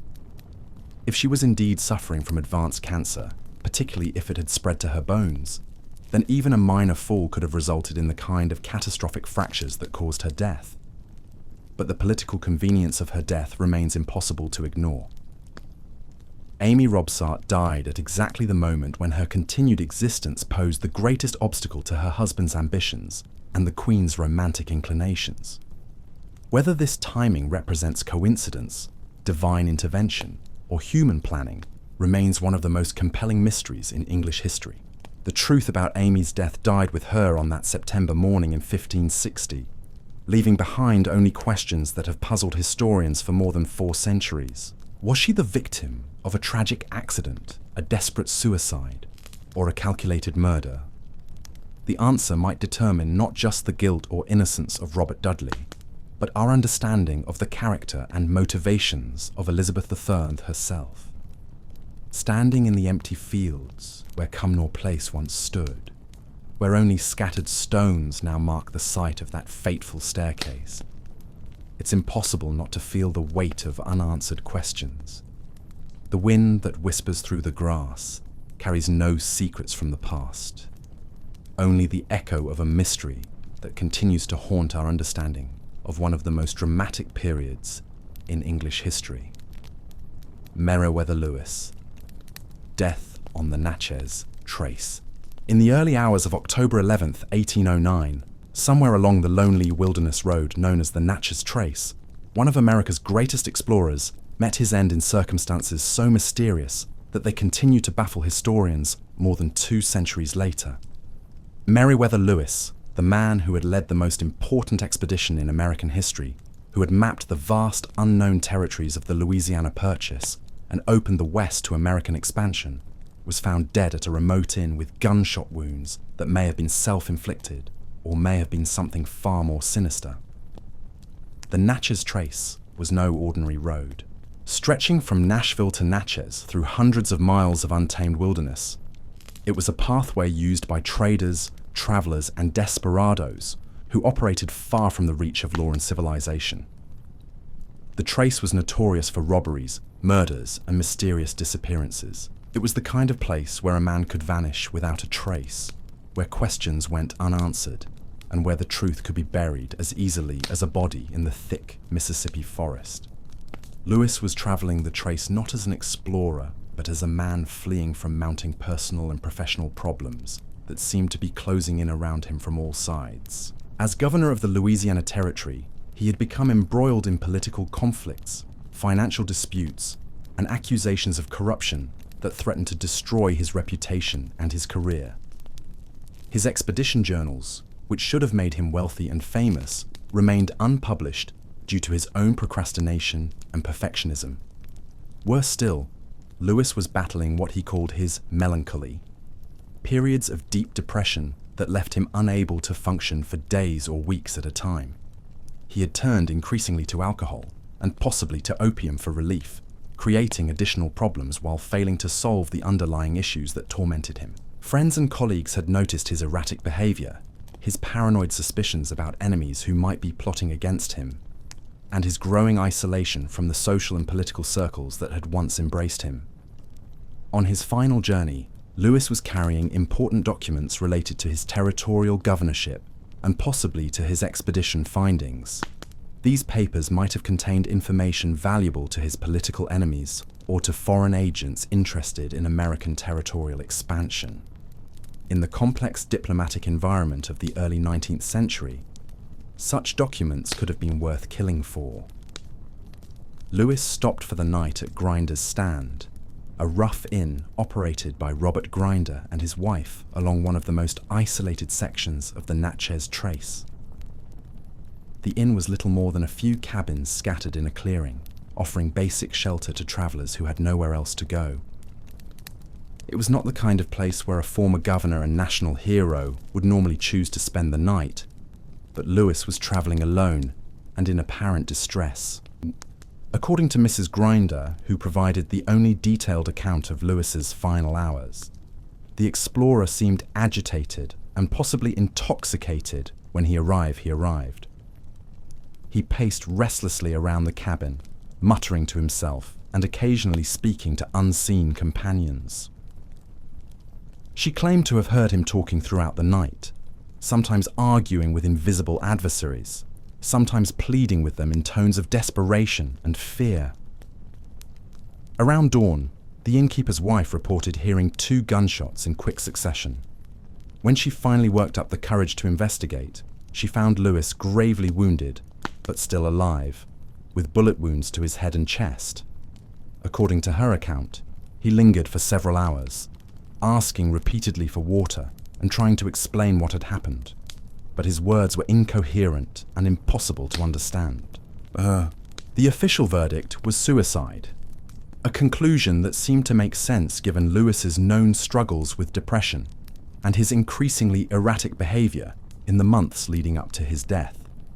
The idea that the great explorer, overwhelmed by personal demons and professional failures, had chosen to end his own life rather than face further disgrace fit with the romantic tragedy that Americans often preferred in their national narratives. But the suicide explanation left troubling questions unanswered. Lewis had sustained 2 gunshot wounds, one to the head and another to the chest, either of which should have been immediately fatal. How could a man shoot himself twice with the primitive pistols available in 1809? The weapons of that era were notoriously unreliable, often misfiring or failing to discharge at all. Successfully firing 2 fatal shots would have required remarkable determination and possibly superhuman pain tolerance. More disturbing was the behavior of the Grinders themselves. Robert Grinder was conveniently absent on the night of Lewis's death, allegedly hunting or trading somewhere in the wilderness. Mrs. Grinder's account of events changed subtly with each retelling, and she seemed remarkably unconcerned about the death of such a prominent figure. No formal inquest was conducted, no detailed investigation was launched, and Lewis was buried quickly in an unmarked grave near the inn. The location of Lewis's death was itself suspicious. Grinder's Stand sat along one of the most dangerous sections of the Natchez Trace, an area known for robberies and violent crime. Travelers who carried valuable documents or substantial amounts of money were particularly vulnerable to attack by bandits who operated with virtual impunity in the wilderness. Lewis, as a former territorial governor, would have been carrying official papers and probably a significant amount of cash. Some historians have suggested that Lewis was the victim of robbery gone wrong, killed by bandits who may not have initially intended murder, but escalated to violence when he resisted their demands. This theory would explain the multiple gunshot wounds and the suspicious behavior of the inn's operators, who might have been complicit in the crime or simply afraid to report what they had witnessed. More intriguing are theories that suggest Lewis's death was politically motivated. As territorial governor, he had made powerful enemies who might have benefited from his permanent silence. His expedition journals contain detailed information about Western territories that could have been valuable to foreign governments. or competing American political factions. The documents he was carrying on his final journey might have contained evidence of corruption or misconduct that could have destroyed the careers of influential men. There were also personal motives for murder. Lewis had been involved in complex financial dealings during his governorship, transactions that may have enriched some parties while disadvantaging others. He had made enemies among territorial settlers, government officials, and business partners who might have seen his death as a solution to their problems. In the rough frontier society of early America, assassination was not uncommon, and the isolation of the Natchez Trace would have provided perfect cover for such a crime. The mystery deepened when investigators tried to piece together Lewis's final weeks. His behavior had been increasingly erratic, but witnesses disagreed about whether this indicated mental illness, physical ailment, or fear of some external threat. Some reported that he seemed paranoid about being followed or watched, while others suggested he was suffering from malaria, syphilis, or other diseases that could affect mental functioning. Lewis's personal relationships also raised questions about his death. He had been engaged to a woman in Virginia, but had broken off the engagement under mysterious circumstances. He had quarreled with his expedition partner William Clark and with other former associates, creating a web of personal grievances that might have provided motives for violence. His financial affairs were in disorder, and he owed substantial sums to creditors who might have grown tired of waiting for payment. The weapons used in Lewis's death were never properly examined or preserved, eliminating crucial evidence that might have resolved questions about suicide versus murder. The primitive forensic techniques available in 1809 meant that important clues about the direction of bullet wounds, gunpowder residue, and other physical evidence were either ignored or misinterpreted. Modern attempts to investigate Lewis's death have been hampered by the passage of time and the loss of physical evidence. His grave was eventually located and marked with a monument, but no systematic forensic examination of his remains has ever been conducted. The documents he was carrying on his final journey have never been found, raising questions about whether they were stolen by his killers or destroyed to hide embarrassing information. The psychological profile of Lewis in his final months presents a complex picture of a man under enormous stress, but not necessarily suicidal. While he clearly suffered from depression, he was also making plans for the future, including the publication of his expedition journals and potential new explorations. The idea that he would suddenly decide to kill himself at a remote inn, using a method that would require exceptional determination and pain tolerance, doesn't align well with his known character and circumstances. Recent historical research has uncovered evidence that Lewis may have been carrying more than personal documents on his final journey. There are suggestions that he possessed information about Spanish territorial claims, British commercial activities, or other sensitive intelligence that could have made him a target for foreign agents operating along the frontier. The international political situation in 1809 was complex and dangerous, with multiple nations competing for influence in American territories. The location where Lewis died has become a pilgrimage site for historians and amateur investigators who continue to search for clues about what really happened on that October morning. The reconstructed inn and the monument marking his gravesite attract visitors who come seeking answers to questions that may never be fully resolved. Standing along the modern Natchez Trace, where historical markers now commemorate Lewis's achievements and mysterious death, it's impossible not to feel the weight of unanswered questions. The forest that witnessed his final moments keeps its secrets as jealously as it did 2 centuries ago, offering no clear answers to the mystery that ended one of America's most extraordinary lives. The death of Meriwether Lewis represents more than just an unsolved historical mystery. It symbolizes the transition from the age of exploration to the age of politics, from the clear purposes of discovery to the murky motivations of territorial expansion and commercial development. Whether he died by his own hand or fell victim to the violence that characterized the American frontier, his death marked the end of an era and the beginning of questions that continue to haunt American history. In the silence of the Tennessee wilderness, where the Natchez Trace still winds through forests that have seen centuries of human drama, the mystery of Lewis's death reminds us that even our greatest heroes are vulnerable to forces beyond their control. The man, who had successfully navigated unknown territories and survived countless dangers in the wilderness, ultimately could not escape the darker currents of human nature, whether they flowed from within his own troubled mind or from the hearts of those who might have wished him harm. Roman dodecahedrons, the empire's silent puzzle. Scattered across the ancient frontiers of the Roman Empire, from the foggy hills of Britain to the windswept plains of Germany, archaeologists have discovered over 100 small bronze objects that represent one of history's most enduring puzzles. These artifacts, known as Roman dodecahedrons, are precisely crafted 12-sided geometric forms, each face bearing a circular hole of varying size, with small spheres positioned at every corner. What makes these objects so mysterious isn't their craftsmanship, which is undeniably skillful, but their complete absence from the historical record. No Roman text mentions them. No carved relief depicts their use. No inscription explains their purpose. They exist in a void of documentation that seems impossible for a civilization as meticulous about record-keeping as Rome. The dodecahedrons vary in size from objects that fit in the palm of your hand to larger specimens that require 2 hands to hold comfortably.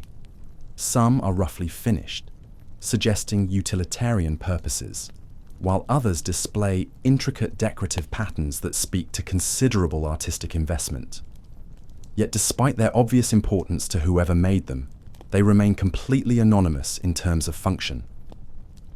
The geographic distribution of these objects tells its own puzzling story. They've been found exclusively in the northern provinces of the empire, the frontier regions where Roman civilization met barbarian territories. None have ever been discovered in Rome itself or in the great cities of the Mediterranean. This suggests they served some specific purpose related to life on the empire's dangerous edges. But what that purpose might have been remains completely unknown. Archaeological evidence indicates the dodecahedrons were created over a period of several centuries, from roughly the 2nd to the 4th centuries CE.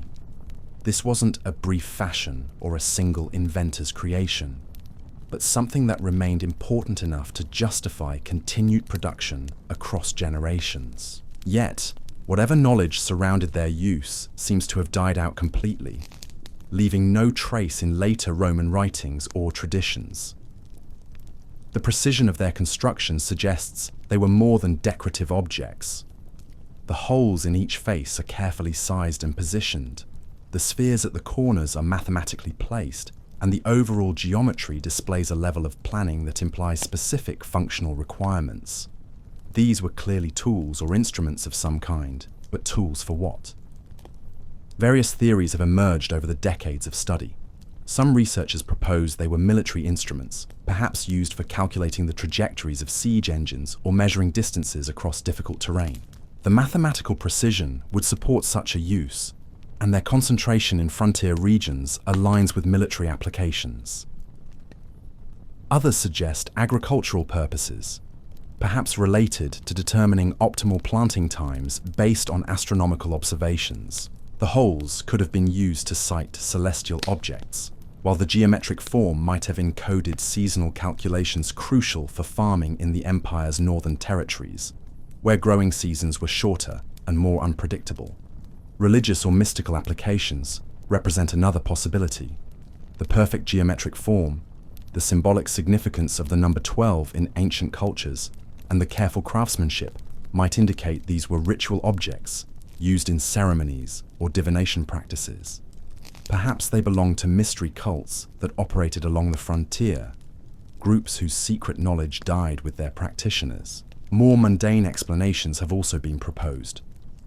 Could they have been measuring devices for craftsmen, used to gauge the diameter of pipes, rods, or other cylindrical objects? The varying hole sizes would support such a use, though the elaborate construction seems excessive for simple measuring tools. The complete silence of historical sources remains the most baffling aspect of this mystery. Romans documented everything from military tactics to cooking recipes, from religious ceremonies to children's games. The idea that objects as distinctive and widespread as the dodecahedrons could exist without leaving any written trace seems almost impossible. This absence might itself be a clue. Perhaps the dodecahedrons were associated with activities or knowledge that Romans preferred not to document officially, practices related to barbarian customs, secret military techniques, or religious beliefs that existed outside Orthodox Roman religion might have been deliberately excluded from the written record. The fact that they've been found primarily in areas where Roman and Celtic cultures intersected raises interesting possibilities. Could these objects represent a fusion of Roman engineering precision with Celtic mystical traditions? Perhaps they were created by Romanized Celts who combined their ancestral knowledge with newly acquired Roman technical skills. Modern experiments with replica dodecahedrons have failed to identify any obvious function that couldn't be performed more easily with simpler tools. They don't work particularly well as measuring devices, astronomical instruments, or military equipment. This suggests either that we're missing some crucial element of their design or context, or that their purpose was more symbolic than practical. The mystery deepens when we consider the level of skill required to create these objects. Working with bronze requires specialized knowledge and equipment, suggesting these weren't folk crafts produced by amateur metalworkers. They were created by skilled artisans who had access to quality materials and sophisticated tools. Yet no records exist of commissions, payments, or even recognition of their work. Some dodecahedrons have been found in hoards alongside coins and other valuables, suggesting they held monetary or symbolic value beyond mere utility. Others were discovered in graves, indicating they accompanied their owners into the afterlife as important personal possessions. Yet even in these contexts, no accompanying inscriptions or artifacts explain their significance. The survival of these objects through the collapse of the Roman Empire and the chaos of the early medieval period suggests they were considered valuable enough to preserve, even when their original purpose had been forgotten. Medieval chroniclers occasionally mention mysterious Roman artifacts, but none specifically describe objects matching the dodecahedrons. Today, scattered across museums throughout Europe, these bronze puzzles continue to challenge our understanding of Roman frontier life. Each new discovery adds to the collection, but brings us no closer to solving the fundamental mystery of their purpose. They represent a gap in our knowledge, a reminder that even the most thoroughly documented civilizations in history still hold secrets. The Roman dodecahedrons force us to confront the limitations of historical knowledge. We can analyze their construction, map their distribution, and theorize about their function, but we cannot definitively explain why they were made or how they were used. They exist in that frustrating space between the known and the unknowable, artifacts that are simultaneously familiar and completely alien. Perhaps that's the most fitting legacy for these mysterious objects, not as solved puzzles, but as permanent questions that remind us how much about the past remains hidden beneath the surface of historical certainty. In their silent bronze faces and empty geometric spaces, they hold secrets that may never be revealed, whispers from the Roman frontier that we can hear but cannot understand. The desert kites, ancient hunting grounds. Stretching across the harsh landscapes of the Middle East, from the rocky plateaus of Jordan to the endless sand seas of Saudi Arabia, vast stone structures lie scattered across the desert like the fossilized remains of some enormous prehistoric creature. Visible only from the air, these constructions form patterns so large and complex that their true scale wasn't appreciated until pilots began flying over the region in the early 20th century. Known today as desert kites because of their distinctive shape when viewed from above, these ancient structures consist of long, low stone walls that converge into funnel-like formations, often stretching for hundreds of meters across the landscape. The walls lead into enclosed areas or deep pits, creating what appears to be a sophisticated system of channels and traps carved into the very bones of the desert. The age of these constructions is staggering. Archaeological evidence suggests that many of the kites were built between 8 and 10,000 years ago, making them among the oldest large-scale human engineering projects ever discovered. They predate Stonehenge, the pyramids, and most other famous ancient monuments by thousands of years. Yet their purpose and the civilization that created them remain shrouded in mystery. The scale of the kite systems defies easy comprehension. Some individual structures cover areas larger than several modern city blocks, while the networks they form can stretch across dozens of miles of desert terrain. The amount of human labor required to construct these massive stoneworks would have been enormous, requiring coordination and planning capabilities that challenge our assumptions about prehistoric societies. The most widely accepted theory proposes that the kites functioned as massive hunting traps, designed to channel herds of gazelles, wild sheep, or other desert animals into confined spaces where they could be slaughtered en masse. The psychology of herd animals would have worked in favor of such a system, as frightened animals tend to follow established pathways and can be guided by relatively low barriers that they could easily jump over if they weren't panicked. But this hunting explanation, while plausible, raises its own set of puzzling questions. The walls of many kites are remarkably low, sometimes barely knee-high to an adult human. How could such modest barriers effectively contain or direct fast-moving desert animals that are naturally adapted to escape from predators? Were there additional elements to these structures that have since disappeared? Perhaps wooden posts, nets, or other perishable materials that completed the trapping system? The geographic distribution of the kites suggests a level of social organization and territorial control that seems advanced for the period when they were supposedly built. The structures are not randomly scattered, but appear to follow systematic patterns that take advantage of natural animal migration routes, water sources, and topographic features. This implies detailed knowledge of animal behavior and seasonal movement patterns, as well as the ability to coordinate construction efforts across vast distances.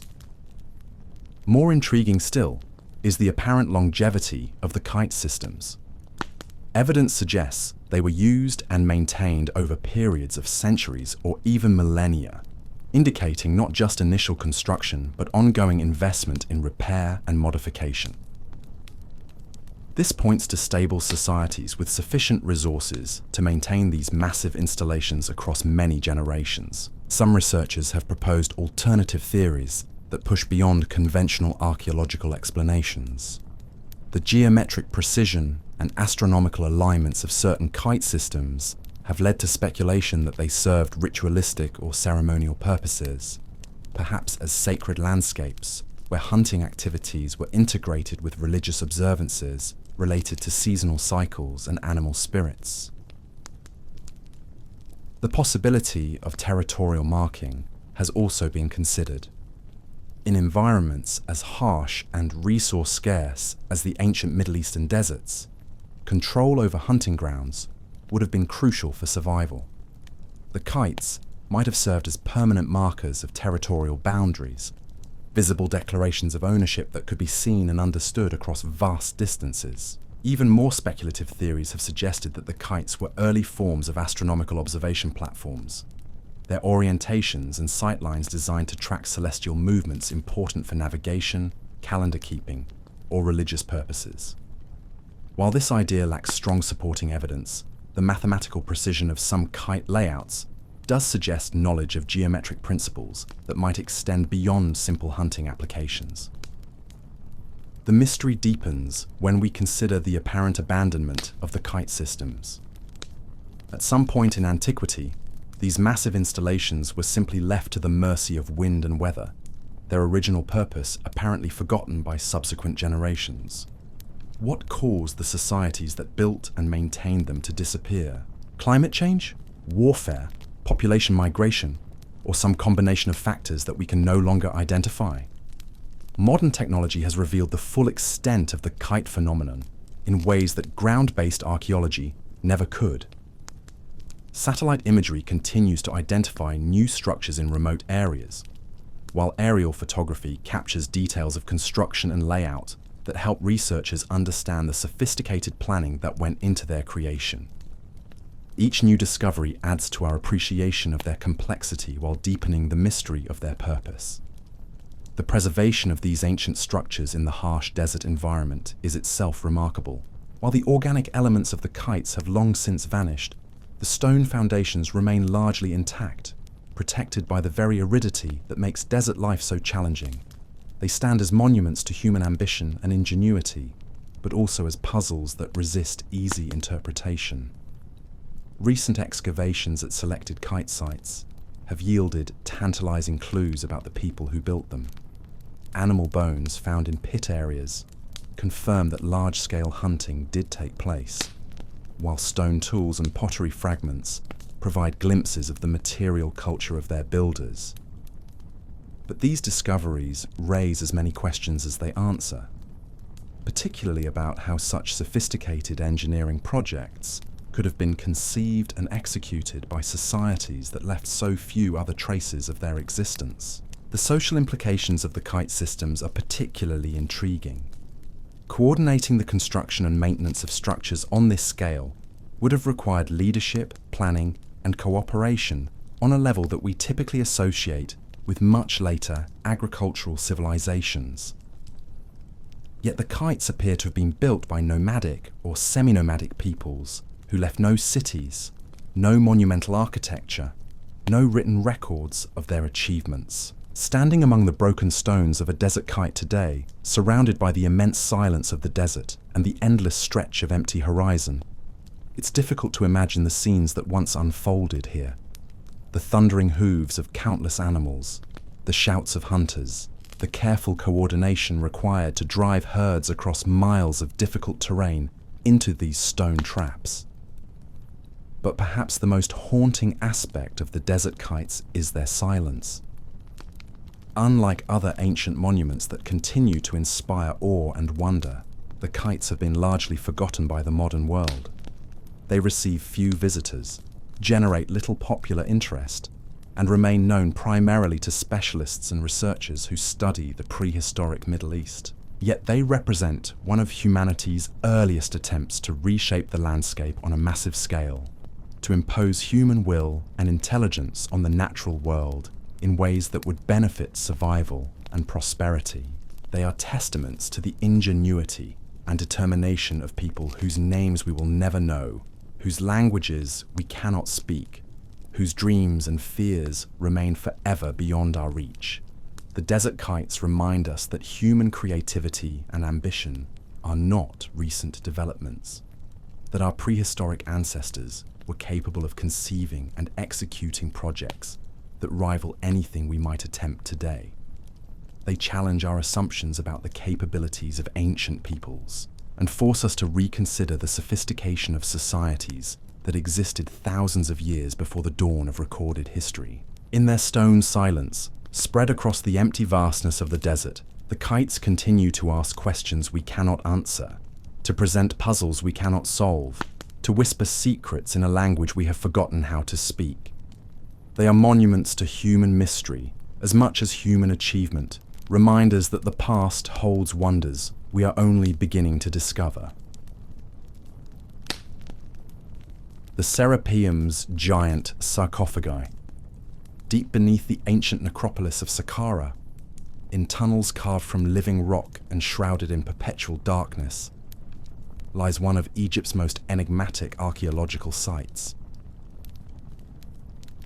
The Serapeum, dedicated to the sacred Apis bulls of Memphis, contains not just the expected burial chambers of these revered animals, but massive granite sarcophagi that challenge our understanding of ancient Egyptian engineering and raise uncomfortable questions about the capabilities of Bronze Age craftsmen. These are not the modest stone coffins one might expect for even the most sacred of animals. Each sarcophagus is carved from a single block of granite or basalt, weighing between 60 and 80 tons, with dimensions that dwarf most modern furniture. The precision of their construction is breathtaking. Surfaces polished to mirror smoothness, corners cut with mathematical exactness, and lids that fit so perfectly that not even a razor blade can slide between the seams. The mystery begins with the basic logistics of their creation and placement. How are these colossal stone boxes transported through the narrow, winding tunnels of the Serapeum? The passageways are cramped, with multiple turns and changes in elevation that would challenge modern, heavy-moving equipment. Yet somehow, ancient workers managed to maneuver these massive objects through spaces that seem barely adequate for their passage. The craftsmanship itself defies conventional explanations of ancient Egyptian stoneworking techniques. The interiors of the sarcophagi are hollowed out with such precision that the walls maintain uniform thickness throughout, while the surfaces display a level of polish that would be difficult to achieve even with modern tools. The hard granite and basalt from which they're carved would have been nearly impossible to work with the copper chisels and stone hammers that mainstream archaeology attributes to the period. More puzzling still is the apparent mismatch between the purpose and the execution of these monuments. While the Apis bulls were indeed sacred to the ancient Egyptians, worthy of elaborate burial rituals and expensive grave goods, the scale and precision of their sarcophagi seems excessive even by the standards of a civilization that built pyramids for their pharaohs. Why invest such extraordinary effort and skill in containers for animal burials? The dating of the Serapeum complex adds another layer of mystery. While the site was certainly associated with Apis bull worship during the later periods of Egyptian history, some evidence suggests that the massive sarcophagi might be much older than the religious practices that supposedly necessitated their creation.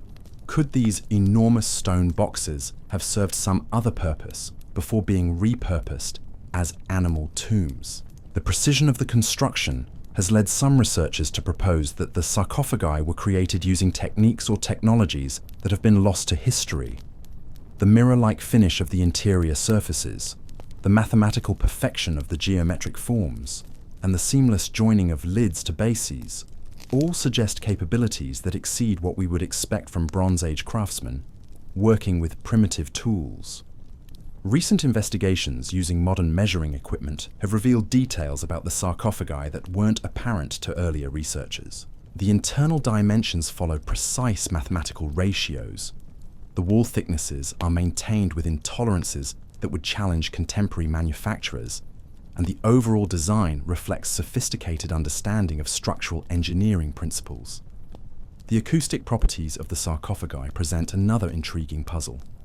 Sound behaves strangely within these massive stone containers, with certain frequencies being amplified while others are dampened in ways that suggest deliberate acoustic design. This raises questions about whether the boxes were intended to serve functions beyond simple burial containers, perhaps related to ritual practices involving sound or vibration. The mystery extends to the construction techniques themselves. Modern attempts to replicate the precision carving and polishing evident in the Serapeum sarcophagi have proven extremely difficult, even with contemporary tools and methods. The hard stone materials resist conventional cutting and shaping techniques, while achieving the mirror finish of the interiors requires specialized knowledge and equipment that may not have been available to ancient craftsmen. The transportation and installation of the sarcophagi present equally challenging puzzles. Moving objects weighing 60 to 80 tons through narrow underground passages would require sophisticated understanding of leverage, counterweights, and mechanical advantage. The ancient Egyptians were certainly capable engineers, but the specific techniques required for this particular challenge remain mysterious. Some alternative theories have proposed that the Serapeum sarcophagi were created using lost technologies that allowed ancient craftsmen to work stone with precision that we're only now beginning to understand. These theories, while speculative attempt to account for the evident sophistication of the construction by proposing capabilities that don't fit conventional models of ancient Egyptian technology. The condition of the sarcophagi themselves provides few clues about their original contents or purpose. Most are empty, with no evidence of burial goods, organic remains, or inscriptions that might clarify their intended use. This absence of contextual material makes it difficult to definitively connect them to specific religious practices or historical periods. The site continues to yield new mysteries as modern archaeological techniques reveal previously hidden aspects of its construction and purpose. Ground-penetrating radar has detected additional chambers and passages that remain unexplored, while detailed mapping of the existing tunnels has revealed complex geometric relationships that suggest sophisticated planning and design. Standing in the Serapeum today, surrounded by these massive stone monuments in their underground setting, visitors often report feeling dwarfed not just by their physical size, but by the questions they represent. The dim lighting of the modern tourist installations only adds to the sense of mystery, casting shadows that seem to hide secrets rather than illuminate them. The implications of the Serapeum's mysteries extend beyond Egyptology to broader questions about ancient technological capabilities and the development of human civilization. If ancient craftsmen possessed techniques for working stone with such precision, what other capabilities might they have had that we haven't yet recognized or understood? The giant sarcophagi of the Serapeum stand as silent challenges to our assumptions about the past, monuments to human achievement that resist easy explanation or comfortable categorization. They remind us that ancient civilizations were capable of accomplishments that continue to puzzle and inspire us, that the techniques and knowledge of our ancestors may have been far more sophisticated than we typically assume. In the darkness of their underground chambers, these massive stone containers continue to guard their secrets, offering tantalizing glimpses of ancient capabilities while withholding the full truth about their creation and purpose. They are puzzles carved in stone, questions that may never be fully answered, mysteries that connect us across millennia to the ambitious minds that conceived and created them. Whether they represent lost technologies, forgotten purposes, or simply the extremes of ancient Egyptian craftsmanship and religious devotion, the Serapeum sarcophagi remain among archaeology's most compelling unsolved mysteries, silent testimonies to human ingenuity and the enduring power of the unknown. The Valley of the Whales. In the heart of Egypt's western desert, where the sun beats down mercilessly on endless dunes and the silence is so complete it seems to press against your soul, there lies a place that shouldn't exist. Here, hundreds of miles from the nearest ocean, scattered across the sand like the remnants of some impossible dream, are the perfectly preserved skeletons of whales. Not fragments or fossils, but complete skeletal remains so intact they appear to have died yesterday, their massive vertebrae gleaming white against the golden sand, their ancient bones telling a story that challenges everything we think we know about the history of our planet. This is Wadi al-Hitan, the Valley of the Whales, and it represents one of paleontology's most extraordinary puzzles. How did creatures of the deep ocean come to rest in one of Earth's most arid landscapes?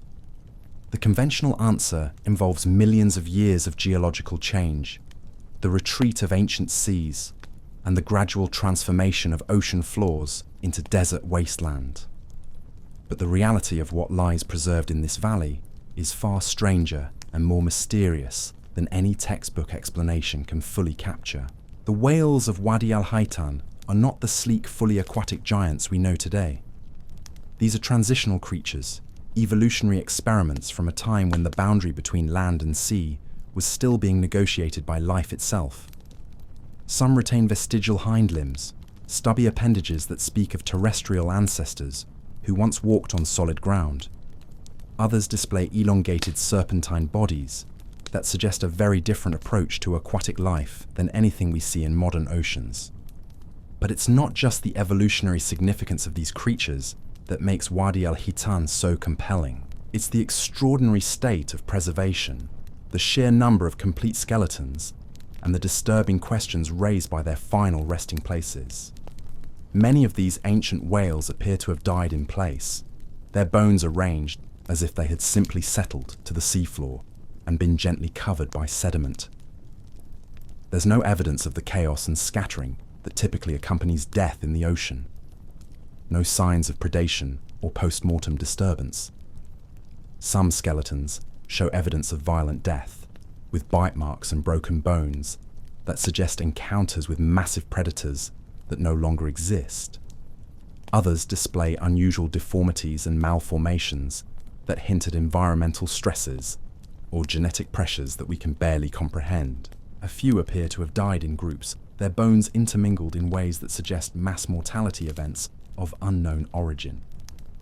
The concentration of so many complete whale skeletons in such a relatively small area defies the normal processes of fossilization and preservation. Ocean currents should have scattered the remains across vast distances. Scavengers should have dismantled the carcasses, and the normal processes of decay should have left nothing but fragments. Yet here they lie, dozens of complete skeletons preserved in stunning detail, as if some force had deliberately collected and arranged them for our discovery. As we reach the end of our journey through these 15 mysteries that have haunted humanity for centuries, we're left with more questions than answers. From the vanished conqueror whose tomb remains hidden beneath endless plains, to the screaming mummy whose terror echoes across millennia, each story reminds us that the past holds secrets we may never fully understand. These mysteries endure not because we lack the tools to solve them, but because they challenge the very foundations of what we believe about our ancestors and their capabilities. Tonight, as you drift into sleep, let these whispers from history accompany your dreams, reminding you that the greatest adventures often lie not in distant lands, but in the shadows of time itself. Sweet dreams, and remember, some questions are more beautiful than any answer could ever be.